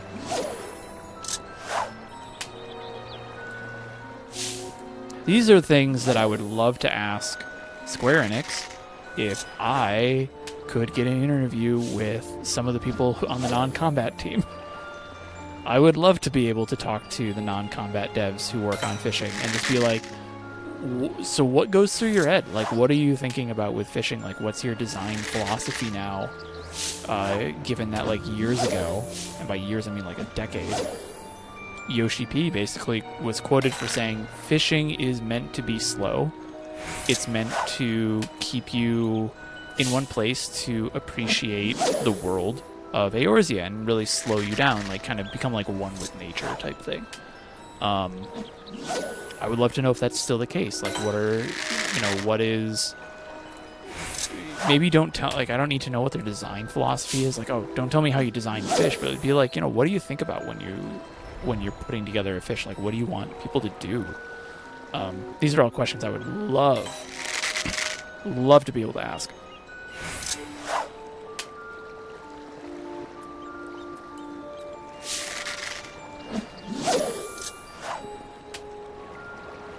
Maybe I should just ask him, but I have not yet. Maybe I'll do that next year.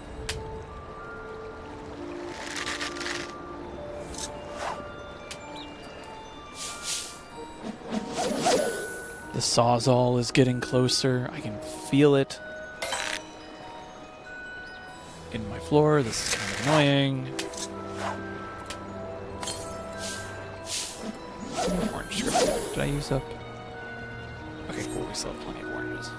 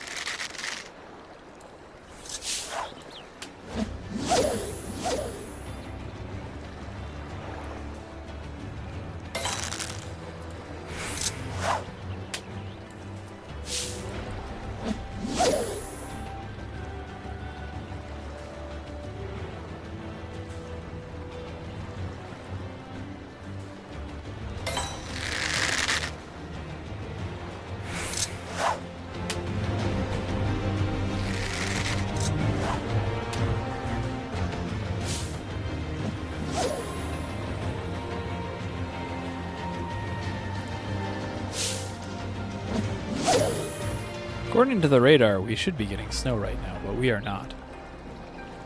And I'm kind of disappointed because I really like snowstorms. I want more.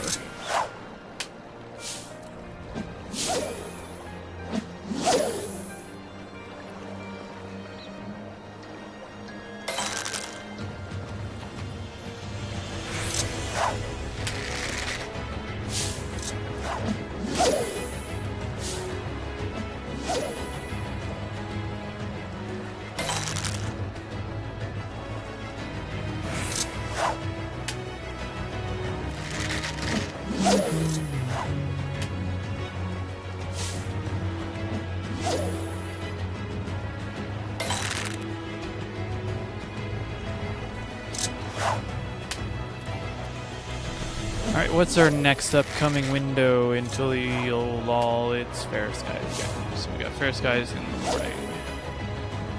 We'll switch to Ghosts. No, not Ghost Hunter. No, okay, yeah, we can totally do Ghosts.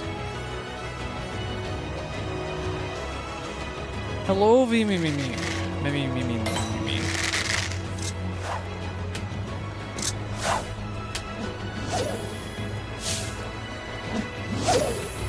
See, worst fish for me was definitely Warden. Warden of the Seven Hues is its own unique hell, but it has so many tools now that it is. I think if you can handle Warden of the Seven Hues using your full kit, using like fish eyes and Spareful Hand, and understand how to do that properly, that's like the first massive test of a fisher that I would have them like take. Like I think Warden now is basically an always up fish for the most part. Like you can tackle that at almost any time. Do I think 7.41 and 7.45 will be delayed with the Savage patch? I don't know. That I don't know. I'm assuming we haven't heard anything about it. I'm going to assume that 7.41 will not be happening at the same time as Savage Patch Kids. So we'll probably wait a little bit. It'll probably be end of January.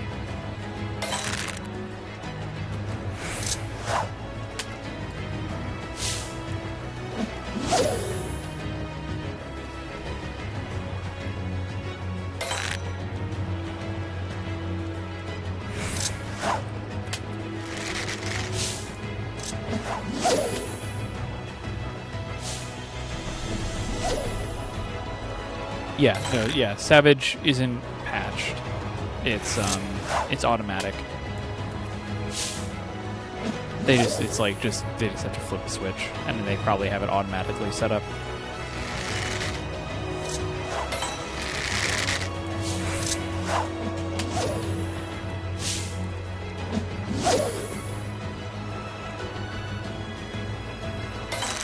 I can't tell where this construction is happening in my apartment because I don't think it's my neighbor below me, because I just heard him walking around his apartment earlier. It's starting to drive me a little nuts. But yeah, no, Savage will.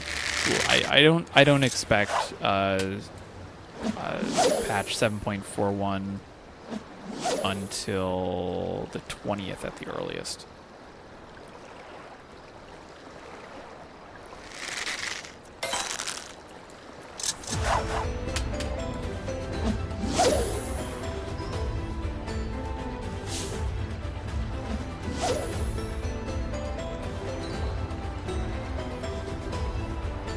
Tried doing it legit a couple of times.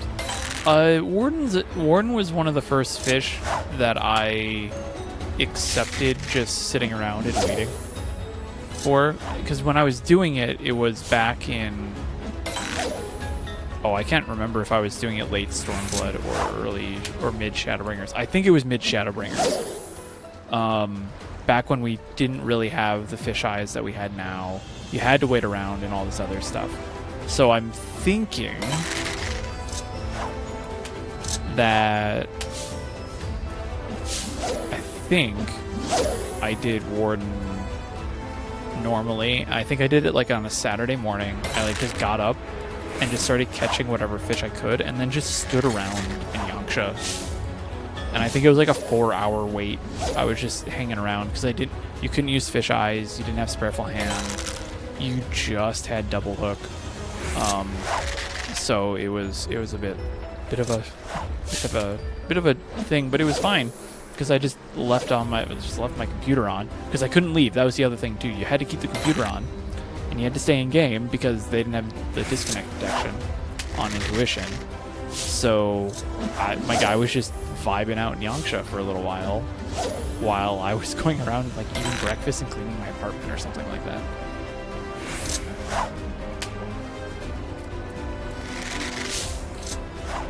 That was back when Fish Eyes was different.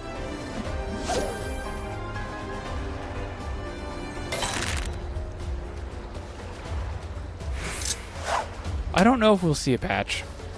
I don't know if there'll be a balance patch at the start of Savage. They haven't said that there's going to be, like everyone else has been saying. It's kind of just like it'll just show up. It just turns itself on.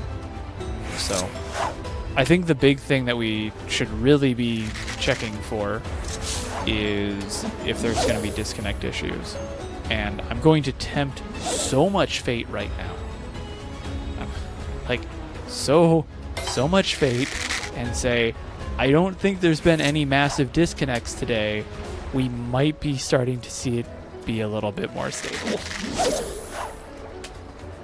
Knock on wood.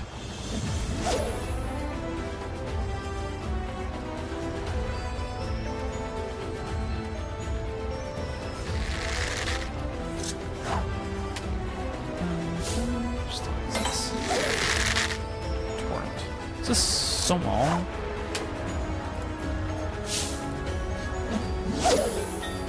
Yeah, I'm hoping that they get it stable. I don't think that this, judging the last hotfix when they were like, hey, we fixed some server crashes. I don't necessarily think that it was a game issue. It definitely seems like there's a networking problem somewhere along the line, and some of that might be outside of Square Enix's control. Like, they probably might have to be working with somebody to get that fixed.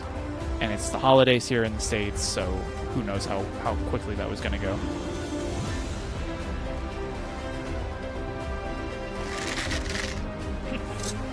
Knowing some of the top tier raiders, I wouldn't be surprised if half of them already have European alts and have potentially discussed just playing on Europe.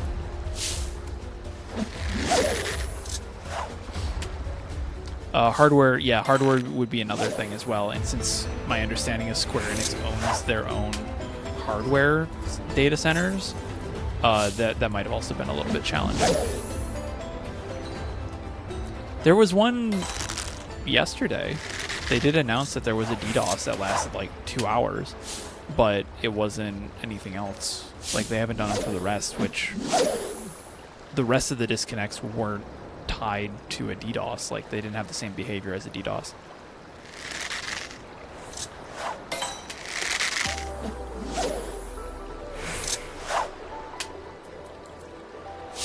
Oh, wait, V-Mimi, did you finally clear T?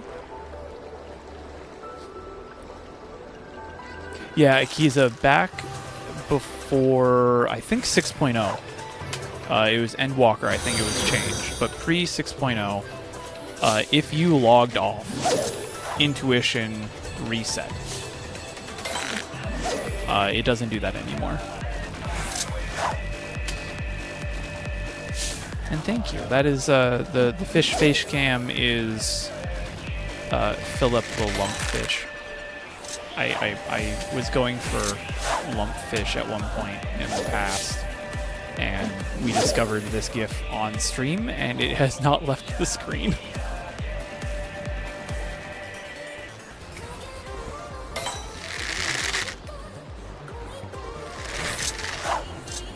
I got, for Christmas, I got sticky notes that are little fish bowls with fish in them, and so now I have like 6 packs of those.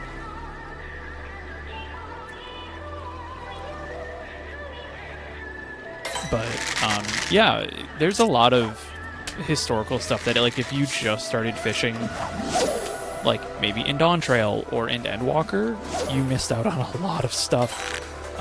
Historically, fishing has changed a lot with its skills. Some of the biggest points are what were the big stuff? Fish eyes, as you know it now, it removes the time requirement for non-legendary fish in certain expansions. Back in the day, back in my day, this would be patch, like pre-patch 5.3. It wasn't even on an expansion change. I think it was patch 5.3. You would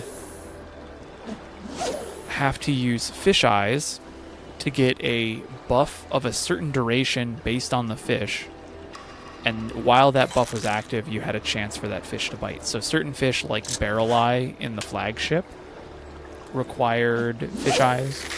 Sculptors, if you were going for Sethicanthus, sculptors required it. I'm trying to think. Stargazer, even in Shadowbringers, in Purpur, in the Tempest, required fish eyes. and then they removed it to the current functionality.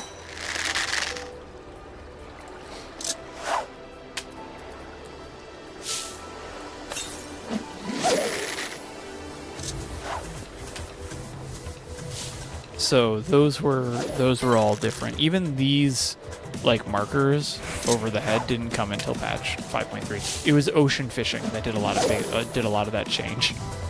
It was the ocean fishing patch where you saw fish eyes get changed. They added the exclamation points. Beforehand, you didn't have these. You had to literally watch your rod animation. And so I'll use Nova as an example. I can't see Nova's thing, but I know that that was a strong bite based on the animation of the rod that was coming by. One sec.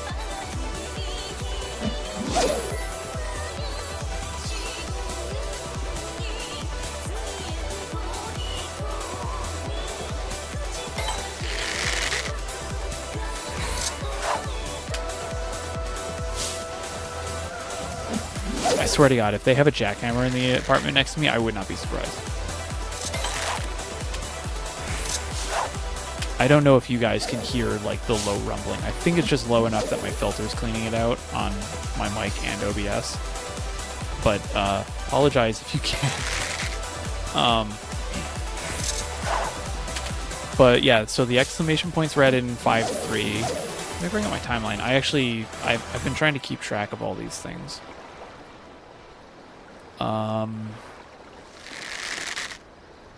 Oh, cool. A VPN wants to reach out for a partnership. Deal with that later. Let's see. Fisher skills timeline. That's my spreadsheet that I have. Yeah, so it was, it was in patch 5.2 was the exclamation points, not 5.3. My bad. In patch 5.2, the exclamation points were added. Versatile lure was added in patch 5.2. Ocean fishing was added in patch 5.2. Patience and Patience's precision and powerful hook set, they used to be 74 GP each rather than the current 50. Rather than the current 50. That was reduced in patch 5.2. Patience 1 got moved down to level 15. In 5.3, fish eyes requirement was removed. It was changed for what you know now. The diadem rankings were enabled in patch 5.3, 4, and 5 for Fisher. Back half of the indigo route was added in 5.4, and then gulls and dolphins weren't added until 5.5. And I think they also reworked the, in 5.5, they reworked the spectral current mechanics as well. Surface slap did change fishing. I did a history of fishing video, and I forget where I left off. I forget if I left off at Shadowbringers or if I did Shadowbringers. I'm waiting for the end of Dawn Trail to do the next part of that, I think.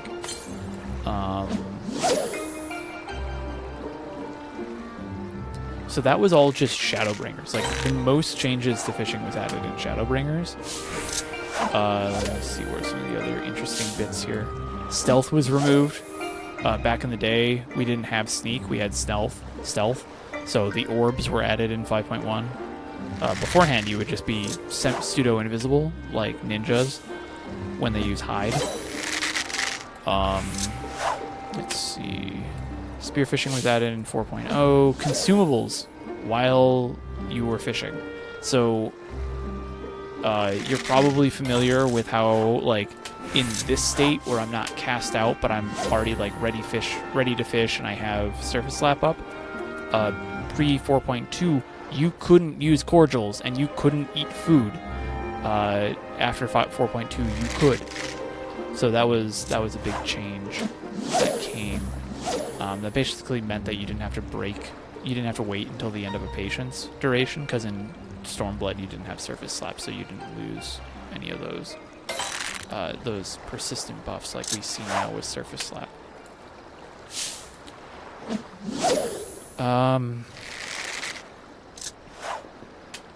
Let's see. Spearfishing was overhauled, and Endwalker, Angler's Art stacks were added. Chum was changed. Fish Eyes then allowed Stormblood fish. The new animations that you see for Precision and Powerful Look set were added, and then 6.3 they added the Ruby Root.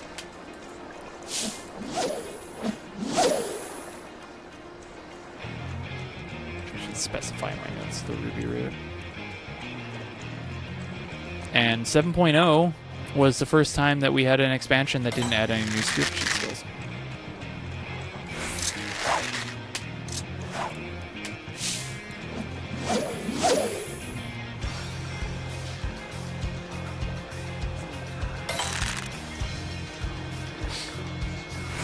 Still kind of upset that we did not get other gigs. It isn't a huge deal, but with the eye level thing, it does. Yeah. Okay, so I am both surprised and unsurprised that we haven't gotten a gig. Around the time that I feel like we probably would have been getting a new gig, they were talking about offhands. And this is technically an offhand for Fisher. And they were talking about how they just don't like adding offhands as much. And so none of the new combat jobs, even if they have like a two-hand, like two separate weapons, like Viper, they're all just one now because they didn't want to keep dealing with adding offhands. And if they could, if I remember correctly, the quote, or at least to paraphrase it, if Yoshi P could justify spending the time on it, all of the like paladin arms would be transferred into one main hand weapon set, and same with botanist and miner and crafter, like they would all just be one main set and rebalanced around that. They haven't done that,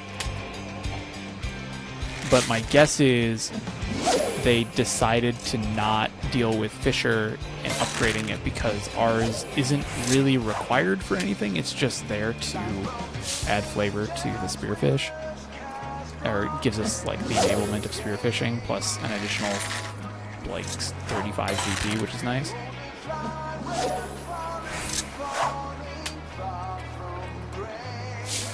Yeah, that would be really disappointing for Paladin, which is probably the other reason why it hasn't happened yet. And I don't think it will. Unless they add the ability to glam your offhand while only having one main hand.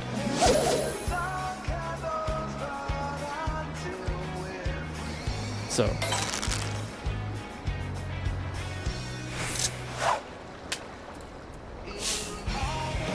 It will be interesting to see what they decide to do with 8.0, because I have a feeling there might be some big systemic changes at or before 8.0. Vixis, hello. We're doing okay. We're just kind of chilling out on the docks here at Tuliolol, trying to knock some numbers of testing up. There's no way I was going to say that correctly. I said the word knock. I'm like, this is not going to end well. Yeah, we're currently working on just some tests here.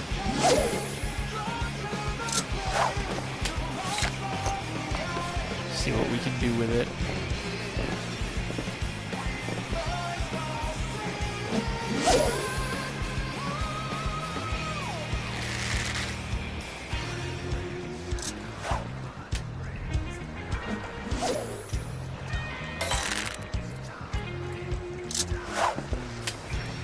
Yeah, it'd be so weird if you could catch Purse of Riches right now, just like this.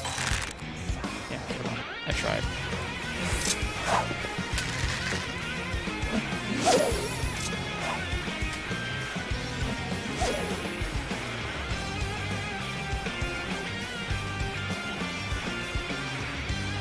Do I find it weird that the fishing community is taking this long to find the fish? Nope.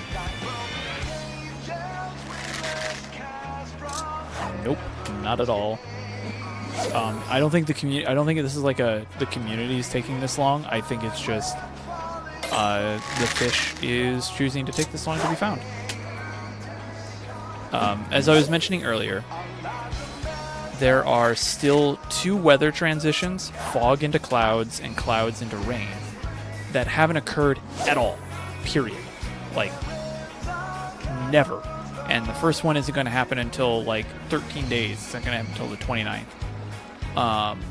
So we haven't even seen those yet. So it could be living in that transition. There's then on top of that, there's still 1, 2, 3, 4, 5, 6, 7, 8, 9 other 8-hour time windows, because that's how long weather lasts. There's still 9 other weather windows at specific times that we haven't seen at all since patch, and it could be living in any of those. So until we have more data, this is basically what we should be expecting.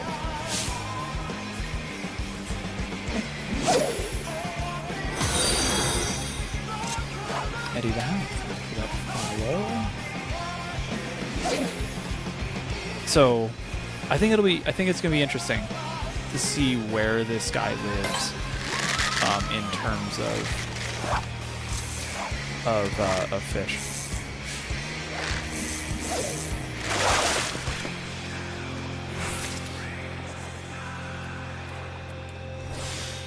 Oh yeah, no, I didn't mean to imply that it's not the community's fault here, but I don't understand why it's so hard to get even a small bit of info. So we can't. They don't tell us. It's not like the hunts where they have an NPC that you can walk up to and they give you like a cryptic hint.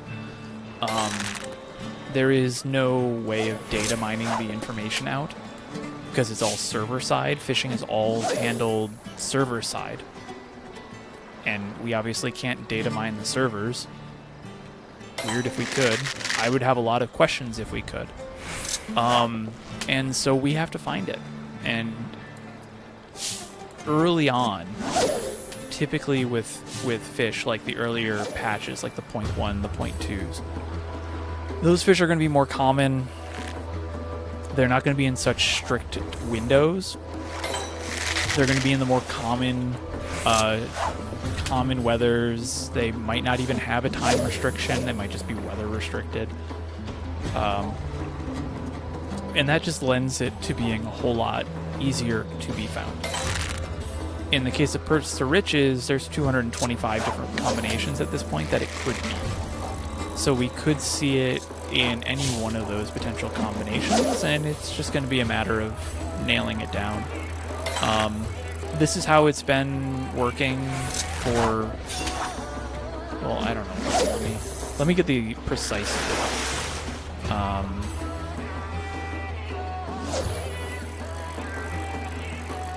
think it was this patch when this really started. I'm checking a number here so I can make sure I can make the point correctly. Oh, sorry, I'm off by 1.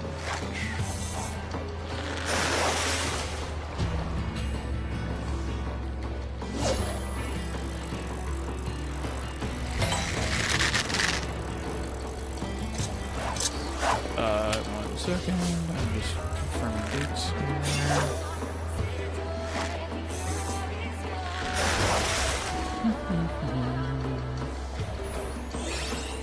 Okay, make sure I got that right.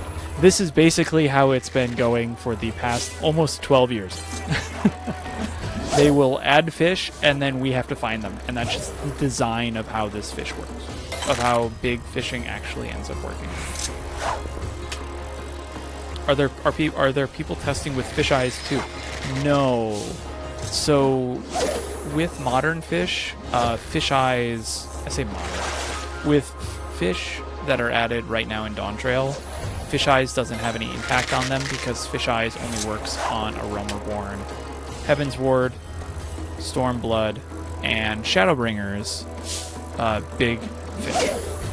Not legendary fish, big fish. So you're not really, you can use it, you're just wasting 550 GP.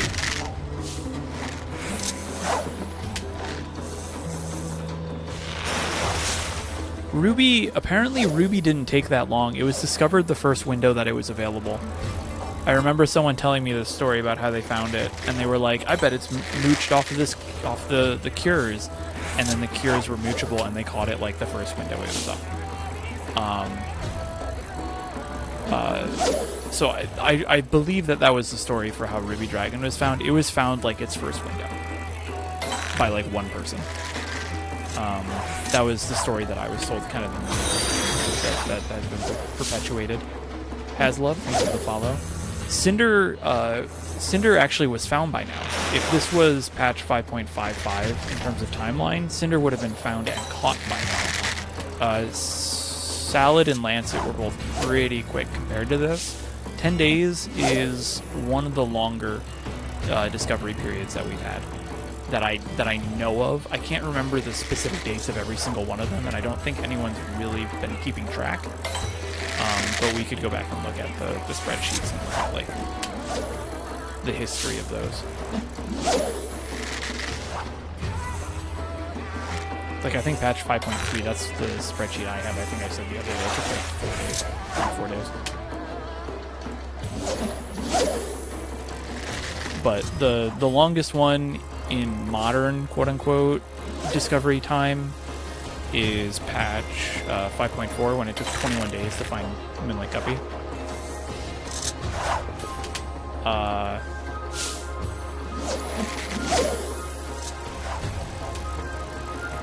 Before that, it took 45 days to find, you guessed it, Bob Goblin Bass.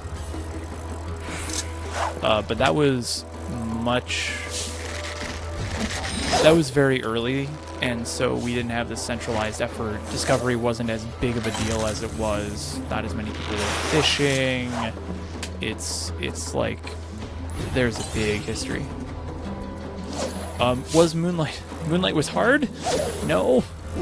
Moonlight Guppy, the story of Moonlight Guppy is it didn't have to take as long as it did. Moonlight Guppy, people were focusing on new, rarer windows, and they didn't think that it would be in a more common window. And so we didn't get as much coverage into those common windows because everyone was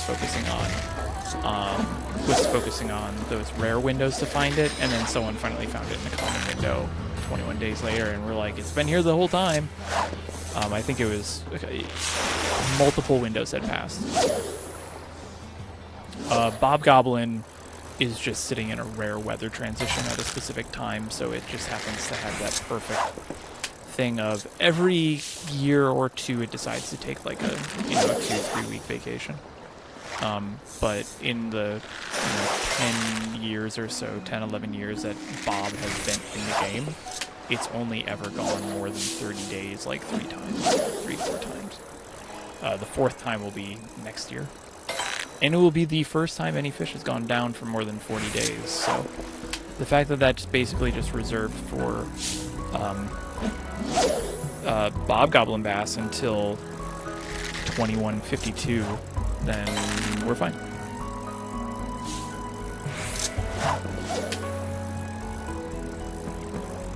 Isn't Moonlight Guppy like 6 to 8 a.m.? Why did they do that? So here's the thing. Part of the issue with Moonlight Guppy as well was a lot of people were focusing on the description and its name. But as pointed out, if you did Shadowbringer's story, you do know that they have no idea what Moonlight is. So how are they going to know this? And so a lot of people were focusing on like nighttime stuff and the description and all that. And you can't follow the description for fish. The description doesn't really give you anything. So we typically don't listen to the description all that much. I think if I even bring up, let's see, Purse of Riches. Let me see if it's on the wiki. Nope. Not even on the wiki.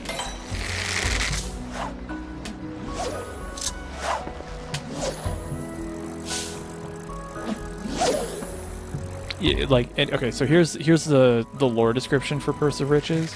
It's Clad in glinting golden scales, these substantial wavekin resemble pouches laden with coin. Those fooled by the illusion often dive into the water after a glimpse of the fish, visions of wealth soon vanishing with the creature's retreating form. That doesn't tell you anything. I mean, it just tells you that it's in the water. And you can see into the water. So we don't really use descriptions all that much. Folks like me who have been around for a while and have an idea of what to look for, some of us have guesses just based on like previous designs, because you can typically match fish into certain design philosophies. You can kind of just match those in, so it'd be like, oh, I think earlier I was like, oh yeah, with Datnioides, if rain in terrain also works, then we kind of have like a dusk fish situation, because you can kind of match it to how they've designed certain fish in the past. Ugh, I need water.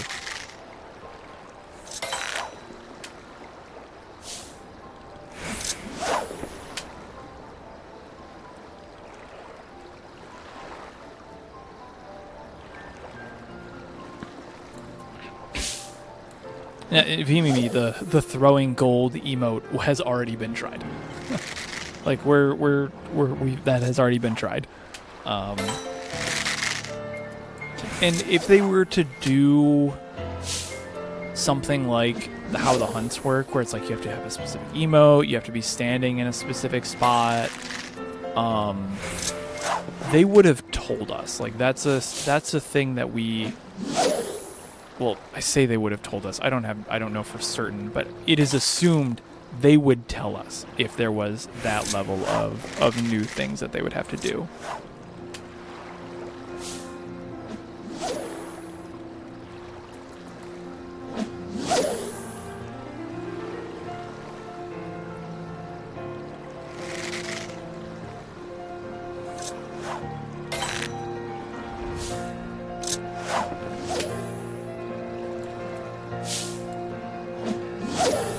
The construction just got loud again. One sec.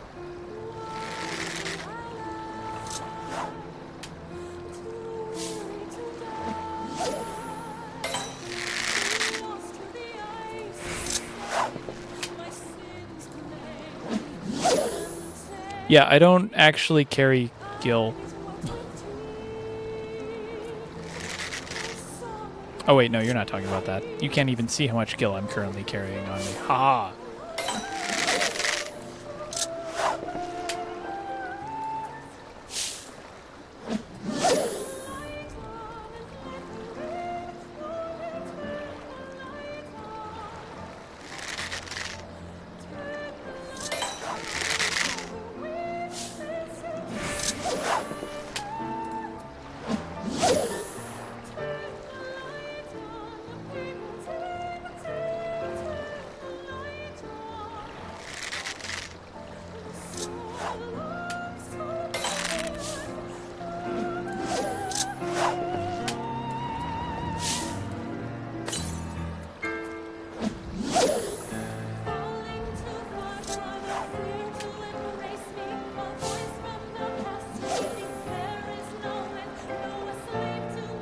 I am not carrying 246,781 gil.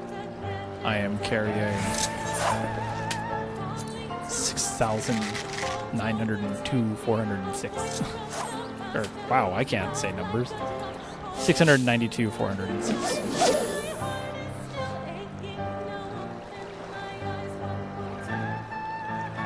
I typically don't carry more.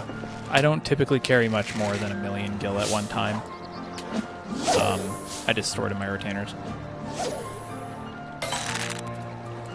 Unless I'm like specifically out to buy something, or if I'm doing one of my random let's go buy out all the Memoramora in the world type of thing, then I'm not really going to be carrying all that much money.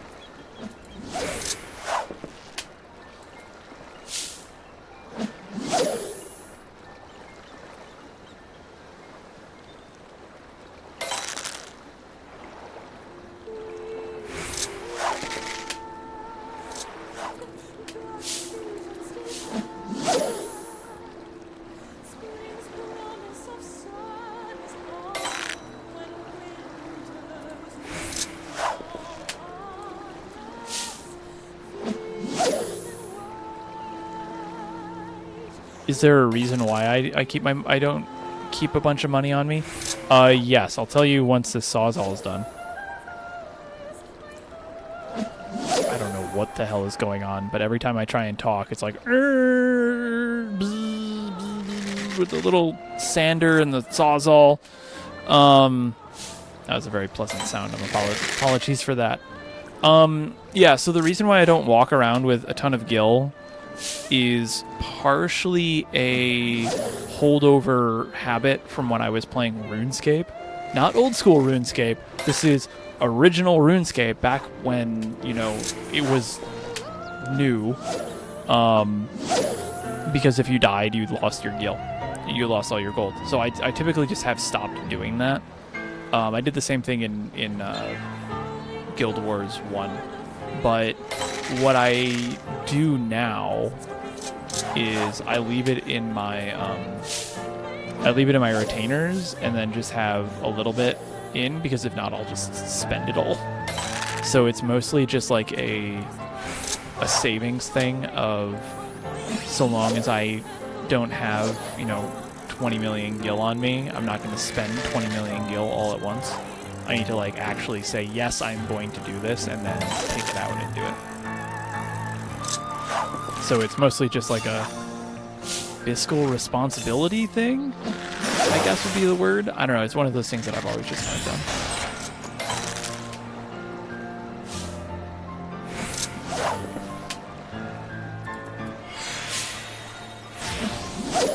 Yeah, no, I mean, Mel, you're not wrong. Yeah, too much more, and I would have bought them all out. I do need to go and buy out the world's supply of Mora again soon, but I think I need a loan for that.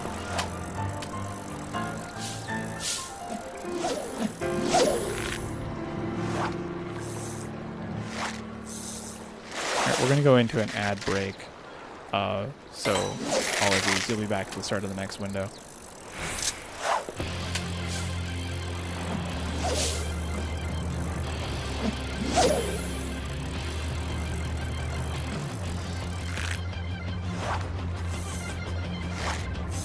Yeah, no, because I think if that was something that was going to happen, then they would totally just tell us. Like they would have to not be subtle about it.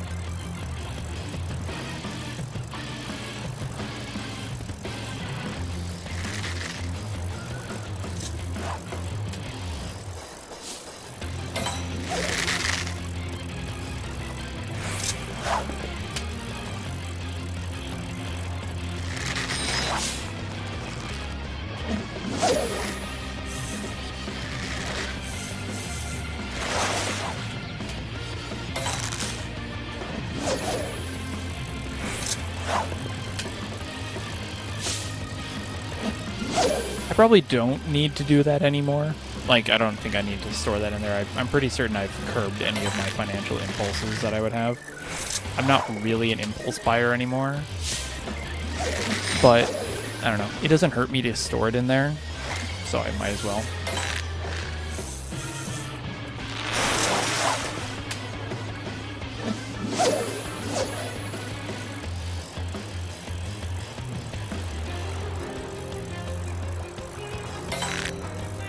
But to Amelia, to your point as well, I don't know what I would spend my money on now. I know I still need to go buy the mount in Solution 9, which I'll do that at some point.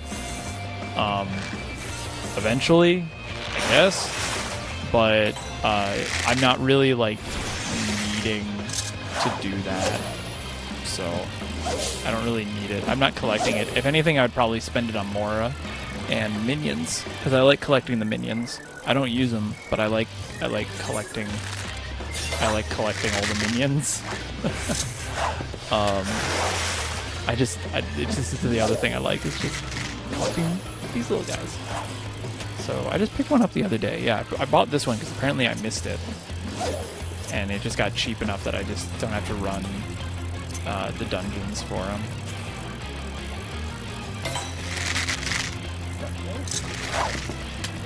One sec.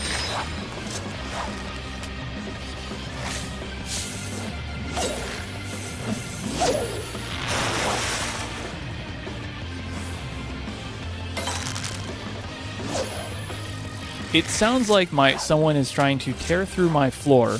I'm not joking. Or someone just set off firecrackers? What is going on in this other apartment?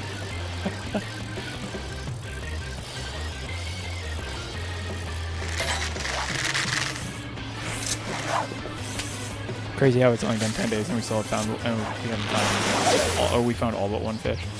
Yeah, like I was saying earlier, this is kind of what we expect. I expected a long discovery period. 10 days admittedly was not that's not the number that I would have guessed. I would have probably said we would have found them all by day 6 or 7 at the latest, but I'm also not surprised that it's not past that, considering it was the holiday, the disconnects, which I don't think have had a huge impact on things. All those factors. So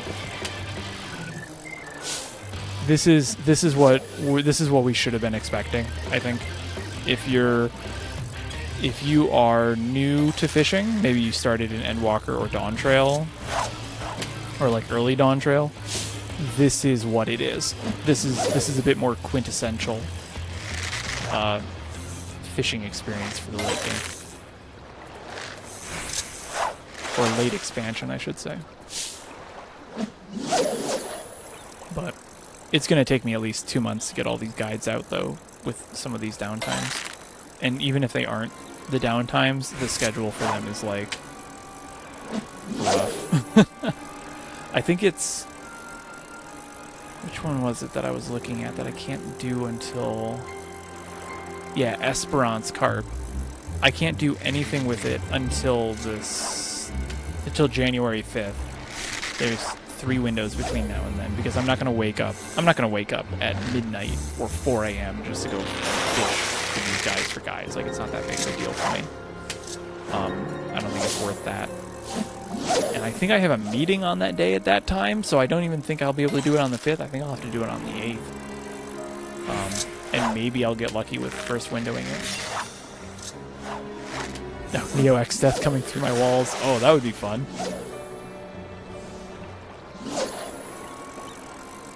So, yeah, I think the holidays might have played a little bit into it, but it seemed like yesterday everyone was doing fine with testing. I was monitoring it on my phone while I was out doing holiday things and stuffing my face full of food.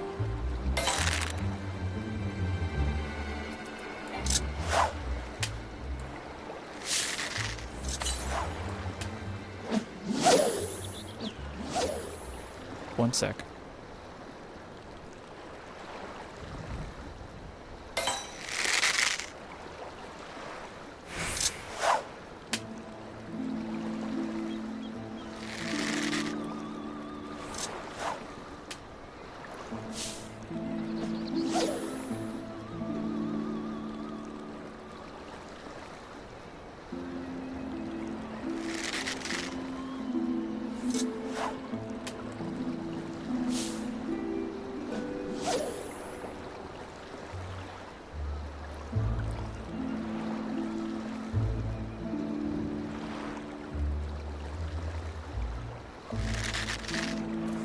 Okay, I'm back.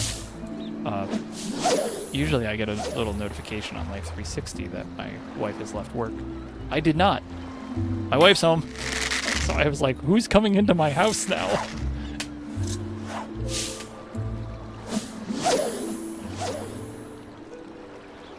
I appreciate the updated guides. Yeah, I am glad that the updated guides are worth it. I need to spend more time on updating some of those guides. I still think I don't think I've even made a huge dent on the ones that I originally felt like I needed to do.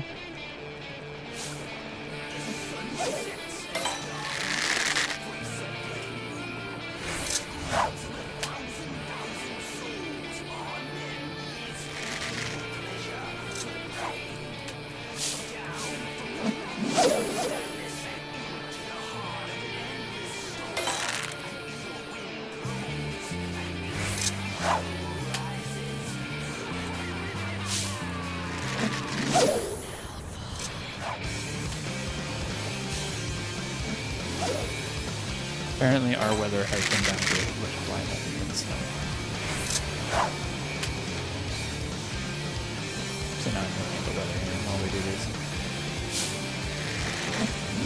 light snow, snow.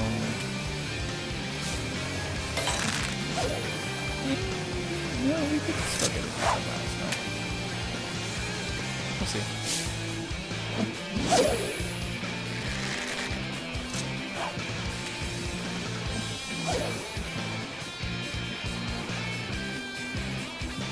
Oh yeah, no, it's almost anything like Shadowbringers, it's almost always Koji singing. I remember during one of those like streams that they did where like the 12-hour stream or the 24-hour stream or something that they do. I think Soken revealed like the post sound for Koji and then the pre-unmixed sound, and it is not great.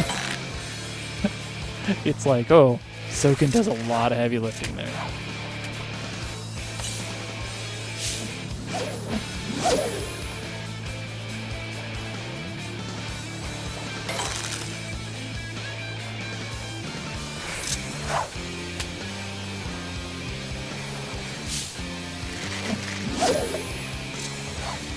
Phelan, so we're thinking it's Cloud Rain Fog, seems low, tested Windows on... Yeah, so we don't know. That's kind of the thing. We can't really assume anything. I was saying this earlier kind of with Moonlight Guppy. We have to kind of assume the common windows are still valid until otherwise proven not. But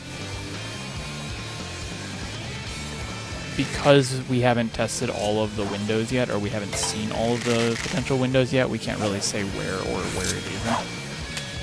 A lot of us were thinking like, oh, maybe it is in that clouds to clouds in the morning, or maybe it was related to fog or something like that, and it wasn't. So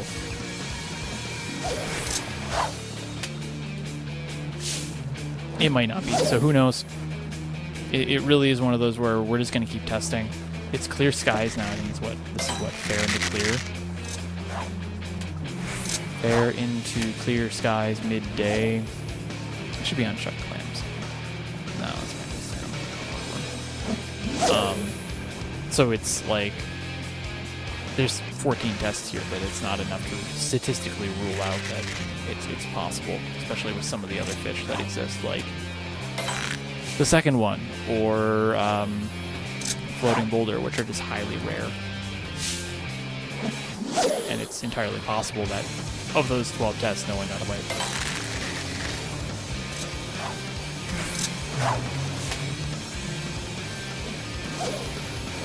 Oh, I thought I had someone next to me for one.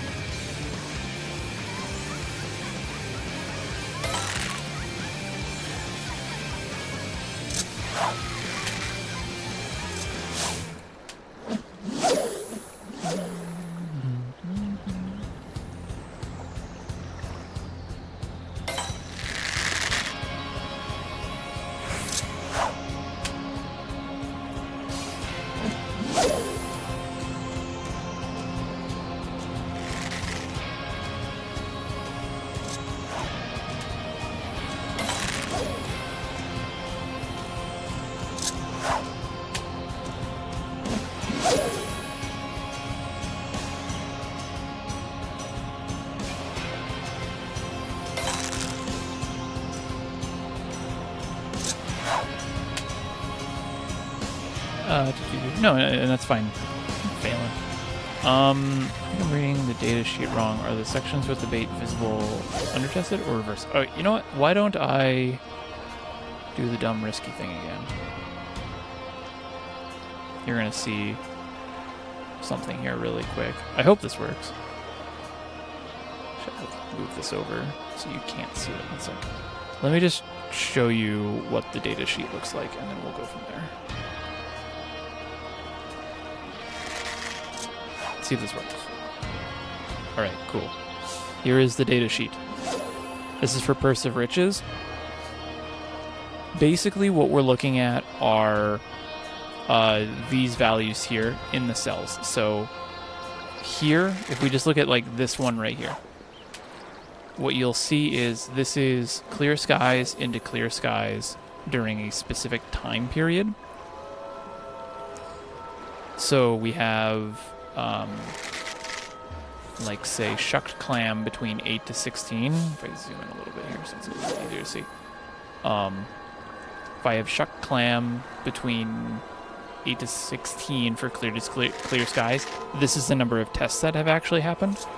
So if you don't see any at all, no tests have occurred for that weather transition. So like clear skies into rain from 1600 to midnight hasn't happened at all. So we have no tests on that. Lower numbers, like these, like fair skies into rain in the morning, this would need to be tested. 2 isn't a very good number. 17 is a much better number. Ideally, we get, where was it that I saw? 20 plus. I think we're shooting for 21 or high, 21 and higher, or 20 and higher, something like that. That once it's finally grayed out, then it's not. You might have been, yeah.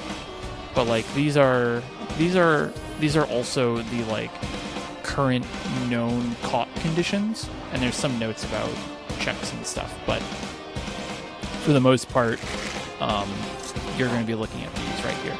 There's another wind. I think the other one that you're thinking about.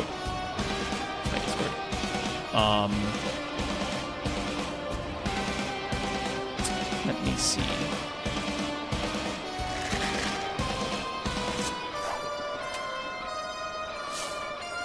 Hold on.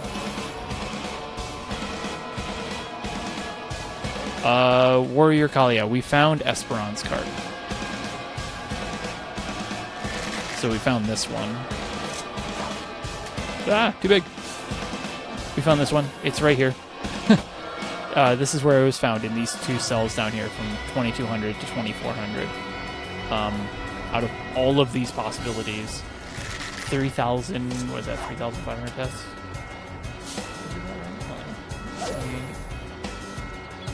You have, is this in? Yeah. In 3,517 tests, we found it in these 2. That's where it was found. It's in Rain in the Clouds. This might be expanded though, because we still need to test a few other ones. But the one that we haven't found yet is this one. So no, we haven't found it yet. But yeah, you're thinking about the reference sheet. Hold on. Let's go back to the screen. Let's be smart about this. You're thinking of probably this sheet right here. These are the ones that all need testing.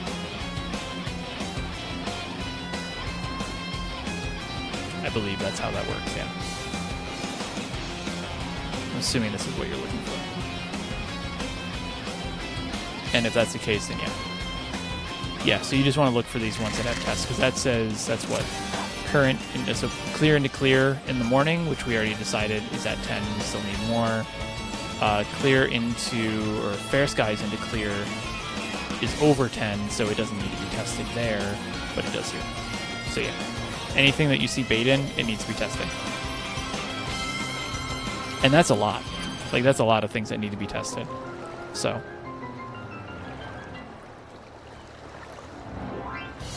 This is pinned in the discovery, and yeah, this is in the discovery and testing channel right here. You just go to pins and click it.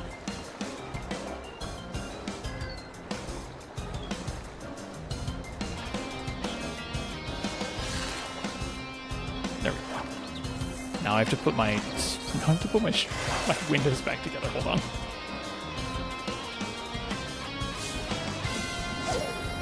This song is Tempest.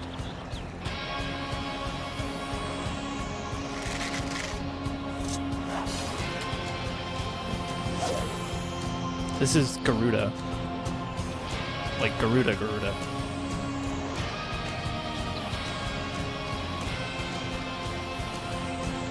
Oh, is it Nail P1? I thought it was Garuda. My bad. Yeah. No, that sheet's really good, and I think they did a really, really good job on doing that. That's a really good resource. For folks who are just getting into testing and discovering and don't know what to do, it's nice to just have a spreadsheet that they can go and say, go to that one. and they can just find it themselves. Beth Meow, hello.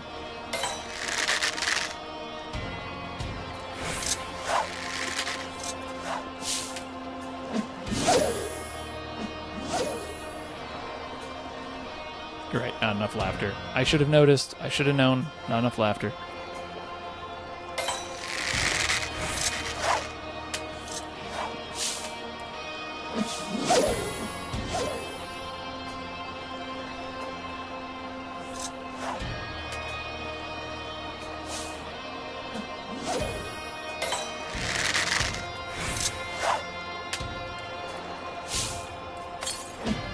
Capped. Oh well.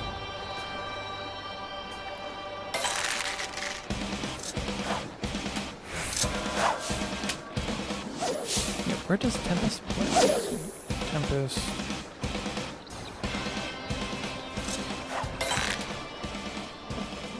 No, I don't want the Tempest theme.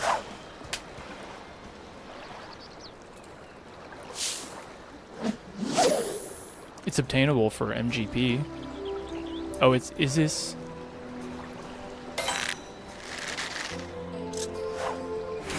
The comments for the orchestrion roll on the lodestone on the database implies that it's from T9.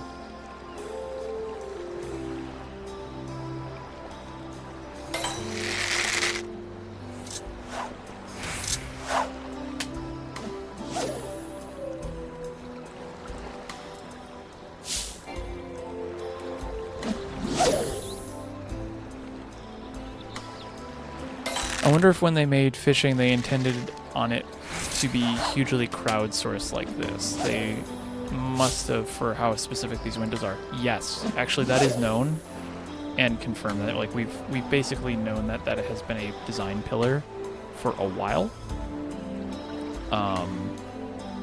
We know that basically fishing has been a limited job before limited jobs were a thing. Fisher is always meant to be different from botanist and miner. It's always been like meant to be something a little bit of a side content rather than an actual producer, like botanists and miners are. Yeah, so like Eureka, I think did that a lot. I think that's probably what you're thinking of. Is Eureka? I know had the whole like crowdsource stuff out. Same thing with fishing, but they've been doing that since the Realm were born.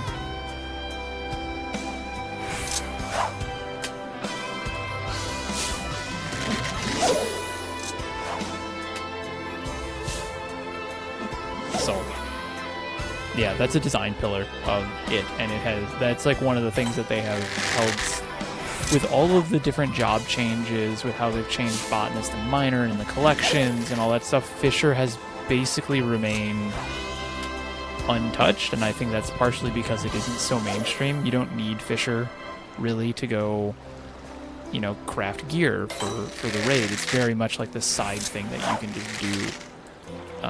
And not, it's all optional content. So I think because of that, it's been given a little bit more leeway to do whatever it needs. And they just start doing some really weird things with it. Yeah.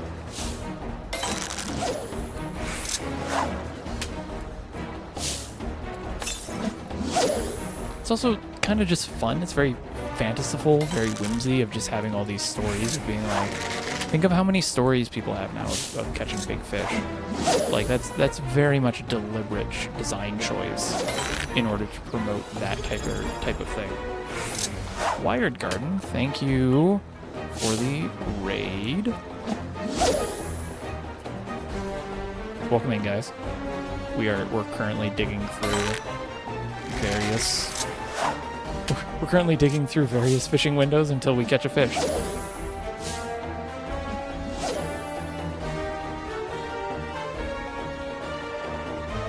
Why do you fish? It doesn't give you anything. Fun fact.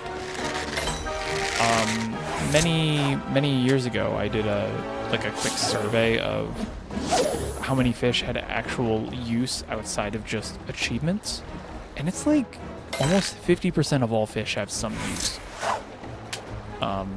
Between leaves, desynth, giving something that isn't just materia, aquariums, quests, cooking, crafting, stuff like that. Like it's a good chunk of fish actually do that. Now this was a few years ago, back when we had probably 400, 500 less fish, but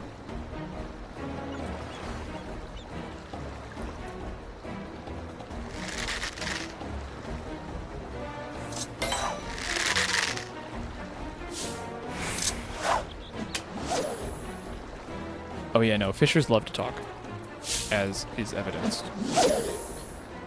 Yeah, but yeah, no, like that's kind of the big thing with fishers in 14, even like lore-wise canonically, is that they're very much the whole like let's just share stories type of thing, and they really leaned into that for the design of this, so it's very fun and very interesting. Which is why the guide is kind of sparse with information, even though they've been adding more to it. That's like basically they try and keep it as bare bones, and they kind of just encourage you to go and work with other people. Now, sometimes people don't want to do that, and that's fine, but that's why it's also optional content.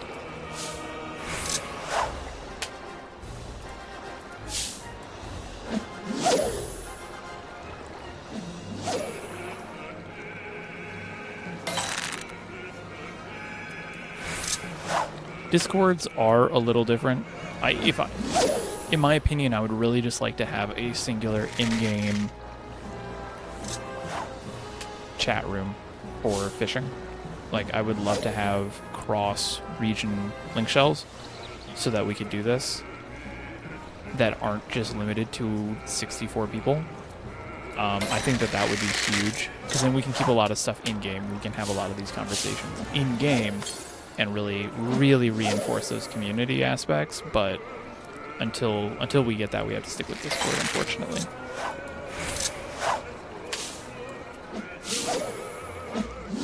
Yeah, I mean, I have ideas on why a lot of stuff hasn't been expanded. I think it all comes down to like networking and server space, because they do own their own servers, last I heard. Maybe if they ever did go into cloud servers, that would be something else, but for the most part, it's just been kind of what it is. I think they're limited on their hardware and their own specs.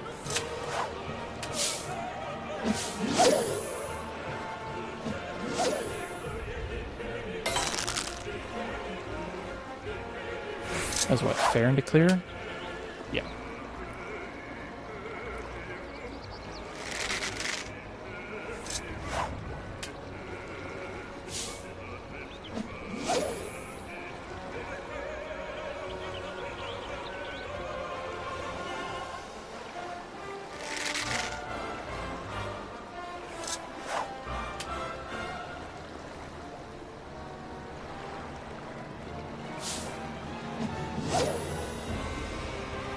Actually, hold on, I need to make a note here on this sleep thing, because it was, I think it was like 12 to 12, and then 13 to 16. I think I had a quick break in there, because I was explaining stuff. Okay, before we get too deep into this next window, let me look something up here really quick.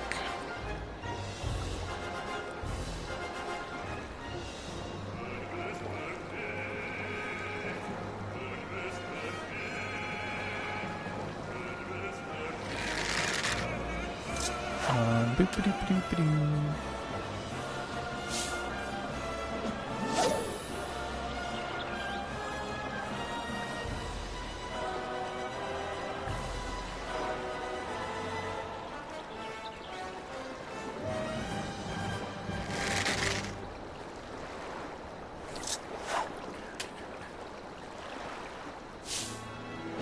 Okay. So I think we're gonna end this stream right now, because Mrs. Snacks is home and I would like to go chat with her and do some stuff. Corey, thank you for that follow. Okay, so we haven't found the fish. I'm not really too surprised by that, but we've knocked out a bunch of tests. I will be back probably next week if the fish hasn't been found, and even if it has, I will probably be streaming early next week. So you can look forward to that.